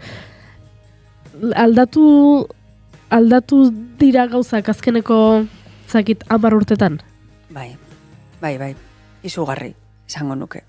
Entzuten nuen aurrekoan orain garrantzia gehiago ematen diogula aisiari, edo gure bizitzetan espazio gehiago eskaintzen diogula aisiari. Esango zenuke hori horrela dela edo badu mitotik? Ez dakit lelena edo bigarrena. Ez dakit garrantzia handiagoa edo... Ez dakit garrantzia handiagoa ematen diogun, baina gero eta denbora gehiago pasatzen dugula aisialdiari begira eta gure seme alabek pasatzen dutela guk pasatzen genuena, baina askoz denbora gehiago, hori uste dutuka ezina dela, biztakoa da. Gero, gure markoan ere agertzen da, ez da, gaur egungo meritokrazia horrekin, ez da, inglesa ikasi behar da, solfeo, piano, trikitixa, tituluak eta gerorako balioko diguten gauza horre denak ikasi behar dira, eta ez dakit plazerretik zein toki lagatzen diegun umei. Eta ez dakit benetan balioei begiratzen diegun aukeratzerakoan zein egitasmotan izena eman, edo den, hori, ez da, honek zer ekarpen egingo dio, inteligentziari begira, edo dena delakoa, eta ustot plazerretik bizipen horiek izateak inteligentziari ere asko ekarpen handia egiten diola. Eta hor batzuetan aztu egingo zaigu ziurrenik umei beraiei galdetzea zer nahi duten, ez? Eta ez hainbeste gure espektatibak edo gure asmoetatik antolatzea beraien egutegia. Bai, ze hain zuzen ere, aisia definizio horretan, plazerez aukeratua, askatasunez aukeratua, izan behar duen zerbait da. Eta zalantza daukat udaleko irekietan edo zirko eskola baten berdin dit, edo ingleseko akademia batean, zenbatek aukeratu duten eta aukeratzen duten egunero ara joatea. Ze osarketa garrantzitsua hori zalantzarik gabe, zenbatek aukeratzen duten gurasoren bat egongo da pentsatu zuen. Baina nik aukeran emango banio, nire sebak esango luke egon nahi duela etxean sofan eserita, ez? Eta ez duela inon izena eman nahi, baina bueno, dena ez da zuria. Nik neukere bai, gero, baina konstiente naiz, gauza batzuk, eskolara joatea bezala, ume askori aukeran emango bazeni, geratuko lirakete sofan edo lotan, edo, bai, parkean jolastea ere ondo dago lagunekin, beste aukera batzuk ere eskaintzea positiboa da, baina oreka hori, ezta? Oreka hori gero ere zer da, bakarrik hizkuntzak, bakarrik kultura, bakarrik kirola, zer eskaintzen diegun ere garrantzitsua da, ez? Inteligentzia mota desberdin horiek garatu alizateko, jende desberdina ezagutzeko. Itzuli nahi dut, lehen aipatu duzun gauza batera, aipatu duzu, aisialdi euskalduna ez dela soilik euskeraz eskaintzen dena, ez? Hor badagoela gehiago eta horrekin etorri zaite burura uzaut, pasaren urtean edo duela bi Gasteizko 18 eskoletako guraso elkarteak jarri zirela harremanetan udalarekin, kexa bat bazegoen eskaintzen zen aisialdirako eskaintzetan asko eskaintzen zela euskaraz, baina gero errealitatean ez zirela euskaraz egiten ekintza horiek. Hori ere bada gaur egungo gure errealitate bat. Bai, eta behintzate guraso horiek konstiente ziren, beste asko ez, eta eragileak eurak ere, ez dakit benetan konstiente diren. Hor badago, ez dakit, komplexua da gaia, esparru askotan voluntario askok edo egoera prekario batean lan egiten duten langileak daude, eta ez dakit hor eskatzen zaiena, ematen zaiena, hor gu ere guraso bezala zenba gaude prest ordaintzeko, ez da, zerbitzu baten truke, hori zenbait eragilekin ari naiz, beste batzueri eskatu behar zaie, noski. Hor ustot politikak asko daukala, mugatu dezakela asko jarduna, baina bai, Batzuetan hartzen duzu entrenatzaile euskaldun bat, euskeraz dakien entrenatzaile bat, eta ustez zure lana bete duzu, ezta? Ez, baina ia badaki euskeraz. Bai, baina ez du egiten, edo egin dezakegu futbolaz egitetik harago euskara ere bai, sustatu dezakegu, bueno, hor gero eta egitasmo gehiago daude, bueno, kirolarekin ari naiz, baina beste duzen jalorri piano. Badaude gero eta egitasmo gehiago, gero eta eragile gehiago hortan dihardutenak, ezta? Entrenatzaileak edo hezitzaileak edo irakasleak nola egin zure jardun hori egiten ari zaren bitartean euskera ere sustatzeko. Baina, bueno, matematikako irakasle batek ere egin dezaken zerbait da, Bakoitza bere, ez ni, ni futbola, ni pilota. Hori euskarari dagokionez, baina aipatu dugu proiektuaren beste hanketako bat inklusioa dela eta bueno, guk hemen irratian euskaltzaletasuna sustatzeko hainbat proiektu, hainbat egitasmo, hainbat proiektu ezagutu ditugu. Agian erronka handiagoa dago inklusioan euskara baino? Edo antzeko... Ez dakit... Zalantza. Ikusiko dugu. Ekainean esango dizut, bai. Oso ondo, animo asko, urrengo hilabetetan esan dugu, hau ez dela hauntzaren gauerdiko ez dula, eta lan majoa duzuela aurretik, hainbat herriekin, eta hainbat eragileekin, emaitzak jakiteko desiatzen gaude, eta zorte hon opa dizuegu. Bai, ami esker. Zuei.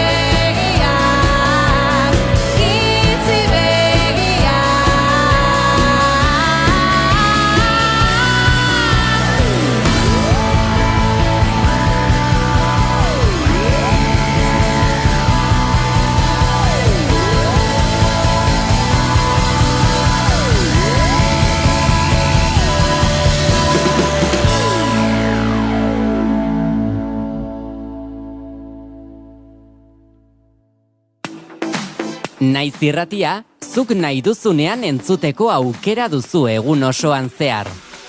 Bai irratia piztuta eta baita online ere. Goizean goiz hasi eta gauera arte, informazioa, musika, kultura eta beste 11 gai jorratzen ditugu zurekin. Egunon Euskal Herria. Goizeko 8 eman berriak, egunon daizula. Egunon guztia. Arratsaldean. Arratsaldeko 8 dira, ongi etorri naiz irratira. Irratia.naiz.eus webgunean sartu eta goiko banerrean agertzen den zuzenean entzun botoia sakatzen baduzu, une horretan bertan eskaintzen ari garena bertatik bertara gozatzeko aukera izango duzu. Zer zarte, kamionetan, kamioian ere musikakin eta juten diran eta bai. Ez dakit, korri pixkat ere egin beharko dugu, ze gainera Goiuri azken aldien entrenatzen ibili da, eta uste dut. Denbora guztin ez du balio, kamionetan sartuta. Ilusio guztiak animatzen diteu korrika egitea. Ondo izan. Joaten zaren lekura joan da, eraman ezazu naiz irratia zurekin. Gaur egun, sare sozialen bitartez, gure eskura dugu bila gabiltzan hori. Naiz irratian ere, aukera hori eskaintzen dizugu. Jarrai gaitzazu Facebook, Twitter eta podcast plataformetan. Musika, kultura, kirolak, informazioa eta askoz ere gehiago topa dezakezu gureetan. Jarraitu gure Twitterreko kontua eta sakatu Facebookeko orrialdean agertzen zaizun atsegin dut botoia. Naiz irratia, sare sozialetan. Goizeko 11:30 minutu, eta guk segituan aurkeztuko dizugu eneko iturbe. Gurean delako berri xelebreekin, eta izuzen ere, berri xelebre horien arira, abesti baten bilanen, baina ez dut opatzen nahi dudan abestia, eneko iturbe egunon. Egunon, bai. Badakizu ze abesti nahi dudan? Xelebrekeriak. Bai, hori da, baina izena bera falta zait, Nik ez egitza bestita zari zarete. Bai, Julen? Amaika olako, izan liteke? Amaika olako izan aldu kantu horrek. Horentxe behiratuko du, baina, bai... Xelebreak amaika direlako bazterretan, Hemen bertan ere bai. Baintzuleok, hauden bilatzen dugun kantua? Batu badu, ordeintzen dit gaur kroketa bat. Enekok.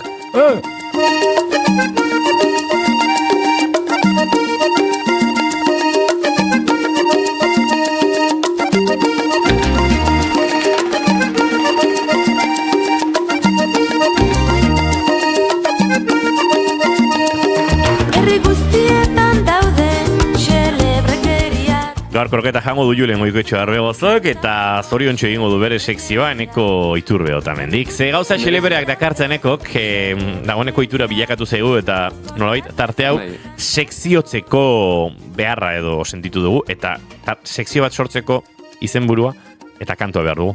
Hori da. Enekoren xelebrekeriak eta alaitz eta amaiderren amaika olako. Ze gauza, kostako litzaideake? Izenburuarekin bat egitea. Askotan abestiak horrela ezagutzen ditugu. Xelebrekeriak eta... Konta eguzu, ze gertatzen da munduan baineko? Gauza asko gertatu dira, ze aspaldi ez duela olako sekziorik egin. Eta, lehenengoarekin hasiko gara nahiko fuerte.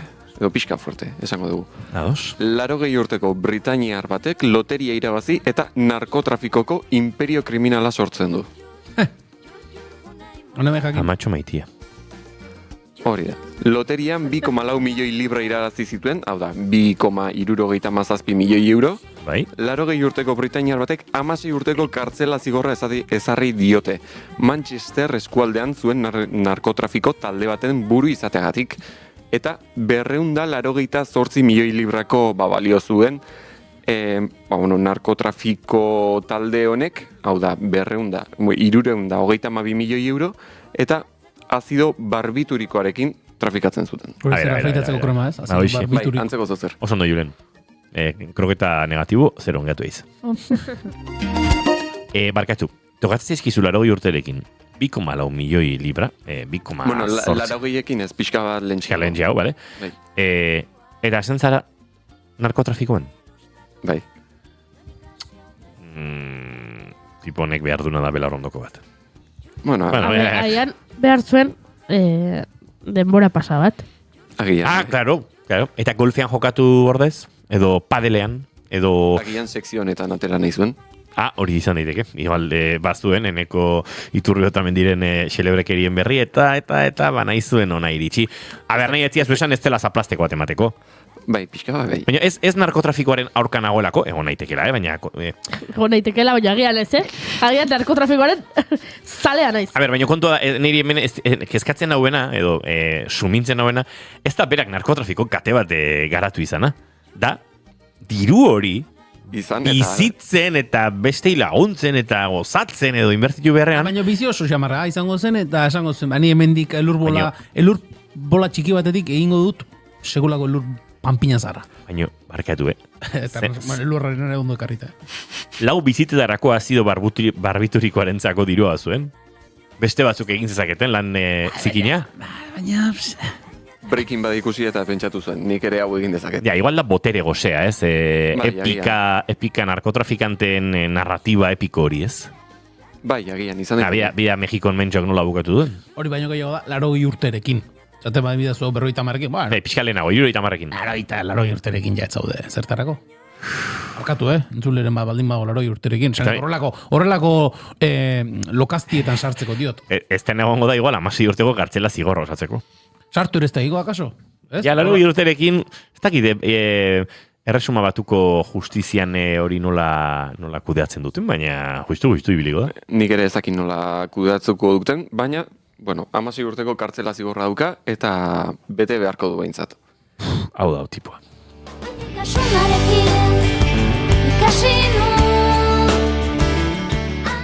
Igual kartzelen zaplaztenko bat emango dute. Agian, bai. Itze, iztotua. Hemen gatxek beharretik kartzelen da ikze. Bueno.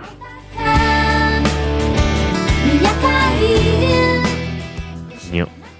Eta gero zertzuen, ala kriston sarea, klaro. Bai, hori da. Bueno, edabide kostegunetan jaso dutenez, John Eric Spivey, hau da 80 urteko gizon hau, haren semea eta beste bi pertsonak krimen antolatuaren erakunde bateko kideak ziren, eta diazepan gisa kamuflatutako etizolan pilulak egiten zituzten. 2008tik 2022 bitartean haiekin trafikatzen zutenak.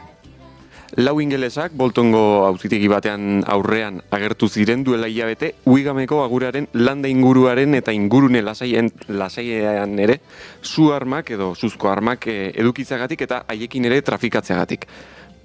Eta beraz, bueno. Pakete oso, honen nahi zuen pelikula bat. Pelikula batean bizi. Nik uste bere bizitza zela pelikula bat. Hori da, eta ordura arte igual bere bizitza izan zen, igual funtzionaria izan zen. Baina funtzionarioa, aspergarria gainera. Bueno, eta funtzionario oso divertigarriak badauden, nengo dira baina. Eta esan zuen, behar bizitzan bizigarri bat. Eta bahametara joan beharrean, hango jendea gentrifikatzera, edo hango inguruak gentrifikatzera, esan zuen, etxean geratuko naiz, eta... Trafikatzen hasiko naiz. Trafikatzen hasiko naiz. Bueno, batzuek ere hor ikusten dute gaizkia egitean eta nolabiteko sensazio ona edo plazera. Ez dakit, agian berak ere hori sentituko zuen. Pixkakun erabeginenan masieroskin lapurtzen genuenean bezala. ¿Ves? Zen necesidade. Bueno, egia, a ver, musika CD-ak arestiak ziren. Ez genukan dirurik CD-ak erosteko. Ezen erresa, Eta Stingek CD berriak ateratzen zituen, eta... Plastikozko kajaieketan egoten ziren, eta ezen erresa, Urpegatinatxoak endu hartzen, plastikotik atera, eta... Probadoreak horretarako egokiak ziren bai. Ez dakit, ni badu lagun bat esaten duena, 75 urte da iristen baldin bada, ordura arte egin zituen gauzak egingo dituela, handik aurrera. Ez dakit, hemendik horren azalpenen bat baute dagoen zentzu horretan, edo ez dakit. Jendeak akaso baditu horrelako, ez dakit, kapritxo deitu edo, bueno. Orain arte, zuk esan duzuna, bizitza akaso itzali xamarra edo izan, eta, venga, kale edo, bale. A ber, igual John Eric Spivey hau, ja, anormal bazan beti eta nahi zuena zan, pixkate... A ber, egia da baita, bere semea sartu baldin bada hor, nik uste dut familia osoa izango dela pixka bat, estilo honetako... Fíjate, El Padrino pelikularekin tematuta zuen. Izango dira Corleone familia bezalakoa, baina... Semea ere agertzen da, Semea ere agertzen da, semeak esango zion, zu aurrera, zu segi. Semea ere gartzera. Semea ere tartean dago. Semea gazteago izango da, 16 urte barru semeak eguiko ditu ez dakiz milioi, hor txak gastatzeko. Pentsa, 75 zentimo pirulako, Hori da. Dirua, imer da horrela, Pirula asko saldu behar dira 75 zentimotan 300 milioi sortzeko, Bai, hori behintzat, bada dirutza. 300 milioi edo 300 bilioi pirula saldu beharko dira. Gehiago, ez dakitzen pilula diran, ez dut kalkulatzeko denborarik izan, baina segituan egingo dugu. Bai. Zati, biderlau, hemen entzulei ere saldu behar diego, benari girela biak kalkulagailu hartuta. Bidersei, zati hori temen sortzi. Zegu duzu? Berlau. Sekzio honetan behin kontatu zen igon historio bat mozkortu egin zen txerriarena. Bai. Familia ontakoa zela. Ez dut uste, Ados. ze txerri hori zen Australiakoa. Ados. Bueno, Australia konkistatuz den Britaniarre, Commonwealtha, eta ez dakit. Izan daiteke, lenguzu txiki bat, bai, zemenik giroa hartzen nionik honi horrela... Biurri xamarra. Izan daiteke lenguzu txikiren bat, urrutiko, ez dakit, osabaren baten maskota, edo halako zerbait. Zenbat pilula atatzen dianeko? Ez dakit, asko, lasai, aztakeri bada, zero gehiagi daude, asko saldu behar dira. Bai, hori da. Bueno, baizu. Ondo joan dakiola kartzelan tiponi, eta guk, urrengo albistera. Ados. Urrengo albistea da, 3. mendeko txampona bat, Erroman aur turista andaluziar batek aurkitu duen souvenirra. A ber, etxoin, berriro. Erroman, aur andaluziar batek? Aurkitu du lurrean 3. mendeko txampona bat. Broma izango da. Eta amak esan dio, dejar arnillo que tiene para comprar una golosina. Zain nengoen noiz agertuko zen performance hau, andaluziararena. Edo, Tauroi. edo amak esango zion, edo aitak esango zion, utzi hoi, guainari zara, zaborra hartzen lurretik. Bai, bueno, honek badu historia bat. Mutziak izena du. Alejandro, que dejes en el suelo. Ja, Iñigo. Alejandro. Iñigo jarriko da gurekin harremanetan Euskal Herriko Andaluziar komunitateko ordezkaria eta herrieta egingo digu. Kontatueneko mesedez. Eta nola konturatu dira? Ba, Alejandro 10 urteko Granadar bada, eta jakiminarekin kolisioan altxor berri bat aurkitu du Erromara egindako bidaia batean familiarekin. Hemen kolisioan 6 milioi pertsona inguruk zeharkatzen dute urtero, Bai. eta gladiadoreen, borroken eta emperadoren festatxoen eszenatokia izan zen hau, eta adibidez, Maximus Decimusek gladiatorren ez zuen irabazi, baino Alejandrok bai. Beraz, hau da Alejandroren garaipena. Zutxarra. Vale, oso txarrareko, eman diguzu humorea, eman diguzu historia, eman diguzu epika, mitologia. Nekoren txistea. Ondo zego nekoren txistea. Boa, nire galdera da, noiztik zegoen hor txampon hori? Ez dakigu, dirudenez, kolisioan zeudenean, gida turistiko batean, edo bidaia turistiko horietako batean, Alejandroren amak ikusi zuen Alejandro zegoela lurrean, zerbait azkatzen. Ari zela, lurrean azkatzen eta... Aspertuta zegoen goizan joa. Eta amak esango zuen, eskuak zikintzen hariko da, eta pakean utziko jo, zerbait, momentu batez pakean uztegen gaituen. Eta, dirudienez, Alejandrok altxor bat aurkitu nahi zuen, eta ikusi zuenean lurrean zerbait diziratxoa esan zuen.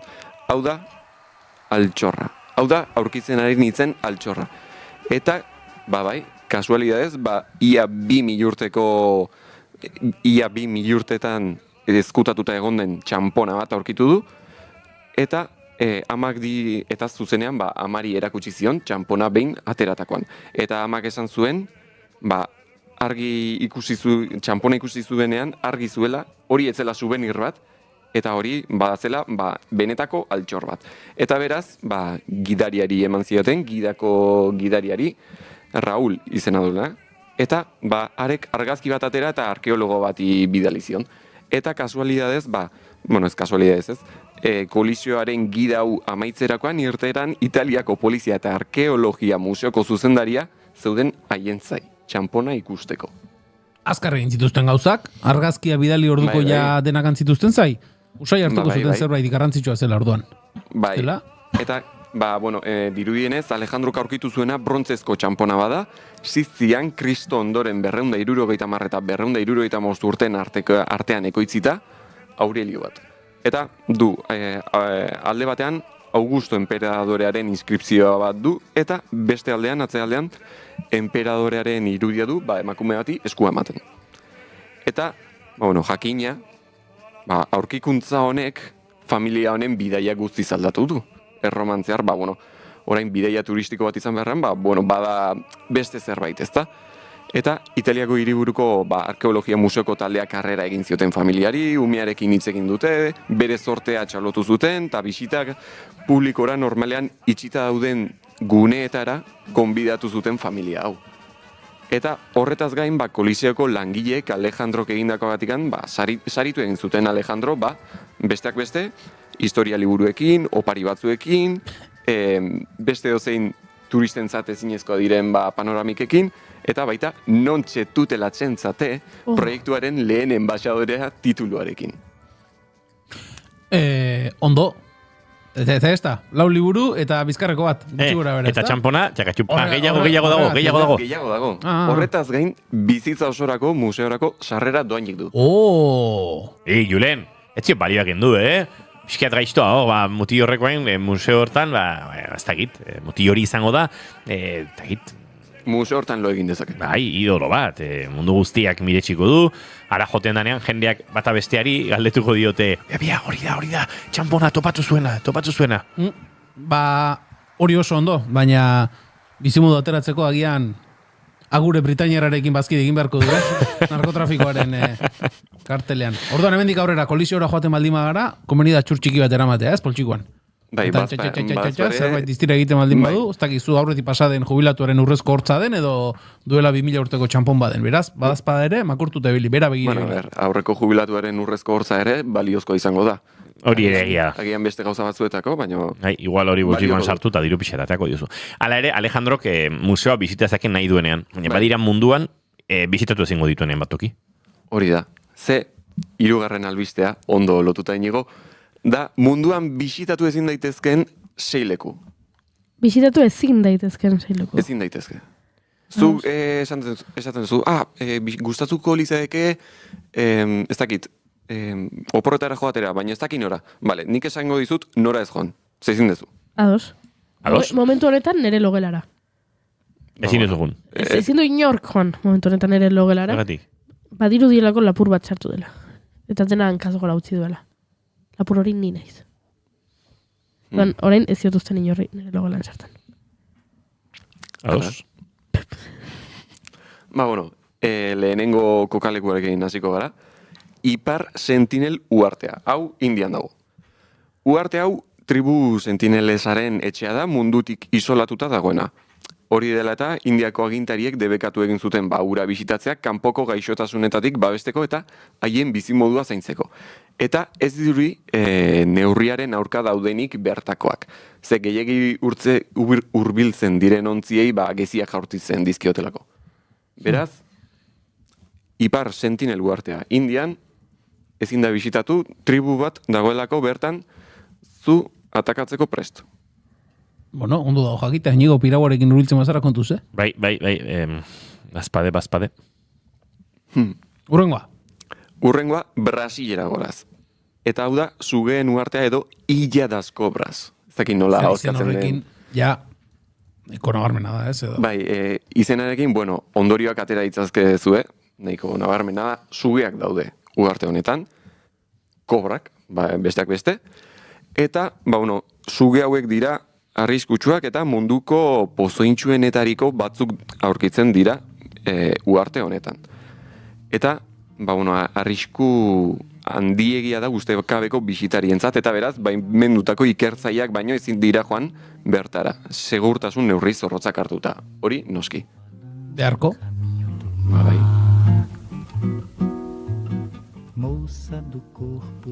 Orain, beste uharte batekin jarraituko dugu. Eta hau da, Pobegliako hildakoen uhartea. Pobeglia. Hori. Pobeglia. Hori da. Usko itxita horra. Pixkatu egiten bazu, erroxa bat eratzen da. Pobeglia. Como? Hau Italian dago. Eta hau da bisitatzea debekatua dagoen Europako gune bakarrenetako bat. Badaude beste batzuk, geroago aipatuko ditugu, baina hau da horietako gune bat. Eta hau honela da, bere historiagatikan. Izurritearen garaian 100.000 biktima erbesteratu zituzten uharte honetan, eta munduko lekurik sorginduenetariko bat dela esaten da honegatikan. Eta baita, esaten da lurraren 50%, hau da erdia, giza hondakinak direla. Ez dakit hau egia den ala ez, hau da esaten dena, badakizue beti horrelako historiak sortzen diranean, mito asko ere sortzen dira. Baina niri bitxia iruditu zait, hau esaten dela. Isola morte. Pobegli isola morte. Esan nahiko rollo txarra maten du, pentsatzeak zapaltzen ari zaren lurraren erdia, giza hondakinak direla, Egia esan behar. Ezin da joan ara bisiten, baino gogo berezirik ez daukat ez pentsa. Ja, egia da, horrela aurkezten dizutela hola, eta esaten duzula, agian ez, agian nahiago dut, ez dakit, Siziliara joan. Bai, edo Alejandrorekin museora. Bai, agian. Baina, adibidez, nik zure hurrengo leku horretara erreferentzia ginez, Txernobilek sortzen duen inguru erdi desagertu, erdi fantasmagoriko horrek erakartzen hau puntu batean, baina bada Txernobelgo gune bat ezin bizita daiteken. Bai, bueno, nik uste dut honek ez duela ia aurkezpenik behar, Txernobelgo baztertze eremua, Ukrainan dagoena. Ba, bueno, pertsona guztiak imaginatu ezakegu, ba, ezin dela bisitatu, ba, hainbat arrazoiengatik, eta hori nagusiena da, ba, zentral nuklearraren inguruan, ba, 30 kilometroko erradioa ezarri zen non erradiazio mailak bizitza ezinezkoa egiten duela gune horietan. Egia da, niri ere, pixka bat erakartzen nau, baina ez esango dugu erradiazioagatik edo baizik eta historiagatikan eta ikusteko nola geratu den hori guztia, nola geratu den nola bite isolatua eta isolatua. Eta bai, horre hiri asko daude, batzuk pixkate urrunagore badaudenak, baina erabate utxik geratu direnak, eta niri, bai, ez dakite, erakartzen hau, ez dakit utxune horrek edo, inorrez egote horrek, ez? Badauka puntu apokaliptiko bat, nola bait? Pixkate, The Last of Us telesaiaren estetikak ere neurri handi batean horregatik erakartzen, hau, ze hiriak utxik daude, eta tarteka agar daitezke han ontxo zombi horiek, ez? Laizteri itxiko da moraldi berria, gainera, The Last of Usen kasuan? Ez dut inoiz ikusi. Ez? Ez dakit, badakit, bigarrena atera zela. Bai, baina uste dut, 2026-rako bazegoela 3. denboraldi bat, ez da? Zuzara telesaio horretan aditua, inoa. Ja, badirudi. Ez. Gehiago 2027 diote. Bai, igual aurten urte bukararako edo urren urten hasierako. Bai, niri horrelako hiriek ez da egite sortzen diate alako erakartzea. Eta badira ez, mehatze ingurutan, oso leku gogorretan, Mongolian, Errusian, Txilen, hainbatokitan, eta tarteka, garai batean harrapatu nitu nola 8-9 reportaje gai hauen inguruan, eta Txernobilek ere badu horre zerbait niretzate interesgarria nola deitu. Tragedia humanitario bat, ez, izan zen, baina ulertu, estetikoki edo utxune horrek zerbait. Bai, mundu posta apokaliptiko hori. Bai. Bueno, gertuago, Euskal Herritik gertuago, beste espazio bat ere badaukagu. Frantzian, Las Couches-eko aitzuloa. Ez da, hau bereziki ez da bisitatzeko leku arriskutsua, baina ezin da bisitatu, ze bertan 17.000 urte baino gehiagoko margolanak daude, eta gizateriaren ondare gisa hartzen ditu UNESCOk. Eta, gizakiaren presentziak bertan kalte egin diezaioke bertako margolanei, ze oso, imaginatu dezakezu oso hauskorrak direla, eta edozein ikutxurekin, eror daitezkela edo zerbait gertatu daitekela. Kasu honetan gehiago da beraz, babeste aldetik, ez da, ez arriskutsua delako, edo inospitua delako, edo dena delako batik. Gehiago da, bertan dagoen ondare hori edo, babesteagatik. Hori da. Eta urrengoa ere, horregatik da, baita ondarea babesteko. Eta urrengoa da, azken auziaren ganga, edo bobeda. Hau Norvegian dago, barkatu Norvegiarra, orain datorrenarentzako, Svalbard. Svalbard, bai, horrela xe da. Vale. Ados. Oso ondo. Bertan. Jakingo bagenu bezala, barra horrela xe da, bai. Barkatu, Svalbard da munduko lekurik interesgarrienetako bat. Eta hitz egin dugu saionetan Svalbardi buruz. Svalbard irretan dago munduko pianorik iparraldekoena. Hontaz hitz egin dugu. Baina Svalbardrek dituen berezitasunen artean badago bat zientziari oso lotutakoa, eta da eneko aipatzen ari den azken auziaren ganga hau edo, bobeda nola baite ulertzeko, bai. Bai, hori da. Hemen haziak gordetzen dira. Bobeda edo ganga honetan, eta ez dira edozein hazi, dira munduko hazi mota guztiak, hazi eta espezie mota guztiak. Hau da, 1,2 milioi baino gehiago daude bertan jasota. Hau gune hau zientziarako dago gordeta, eta zientzialariak bakarrikan sartu daitezke, hazi horiek ikertzera, eta gero baita, beste gauza batzuk ere badaude, eta hori zaintzera bakarrikan sartu daitezke zientzialariak. Eta hori da, ikerketarako bakarrikan soilik bideratu dagoen gune bat. Ze ona, esan, nik enuen ezagutzen, orain aipatu duzunean kokatu dut, baina Esbaldoaren inguruan irakorri dut asko, eta beste leku erabat erakargarri egiten zaidan horietakoa da, Sobietar Batasunaren eroretzearekin, eta beste bat faktorekin ustutzen joan zena, eta gauz asko han geratu ziren, zeuden bezalaxe, badago turismo pixka bat Esbaldarrera, noski aipatu dugun espazio zientifikoa bezin da bisitatu, baina badago aukerarik Esbaldarrera joateko, eta bertan, naturaren zalek, arrantzalek, garai batean bakaio izatzeko, edo bakaio arrantzatzeko misioaietan Esbaldar ingururare jotzen zen, bazuen puntu bat, eta gaur egun ere badago udaran, bisitatzeko aukera nahiko murriztua, eta ez oso erresa, baina aukerak ematen dira. Noski, azken hauziaren ganga ezingo duzu bisitatu. Eneko Iturbetamendi, eskerrik asko, eta ostegunen arte. Ostegunen arte, bai.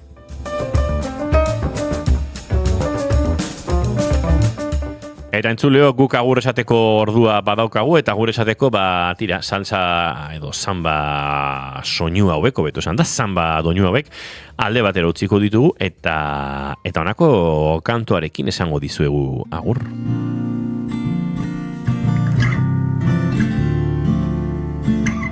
Gartxotun zain letona etxiontako kide, oraindik ere doinuetatik haratago podcasta osatzen du gurekin, aurkezdeldanetan izan genuen asteazkenetan musika gaietan, baina bihar, bera, entrevistatzaile izatetik, entrevistatu izatera gurean izango da Gartxot, eta uste dut, bai ala bai, hainbeste gustoko dugun kantu hau, eskaini beharko digula bizirik gaude bere disko berritik, atera berri den diskotik, Portuko negu. Nekez iraun bihotzik ez denean, nik gandira bihotzetik denean, Portuko negu tankera baitu sentitzen dudan honek, gertu zein urrun ikusten ditut odei ertzenak oker, odei ertzenak oker.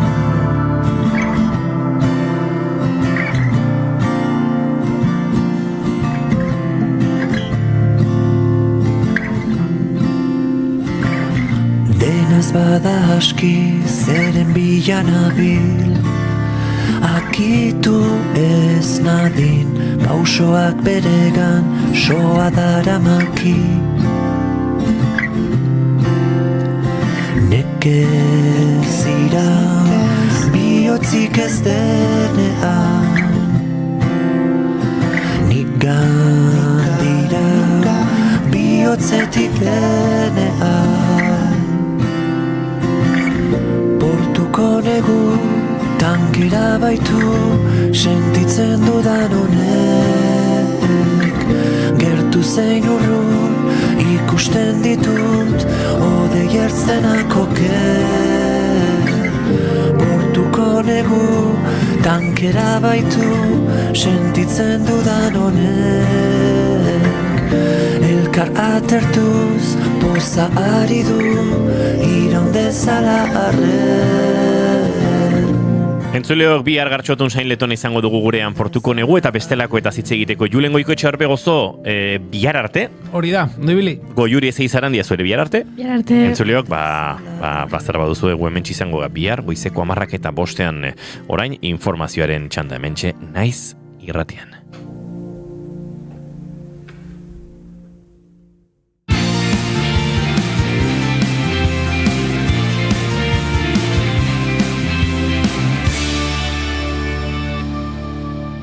Keep calm and bigarren kafea.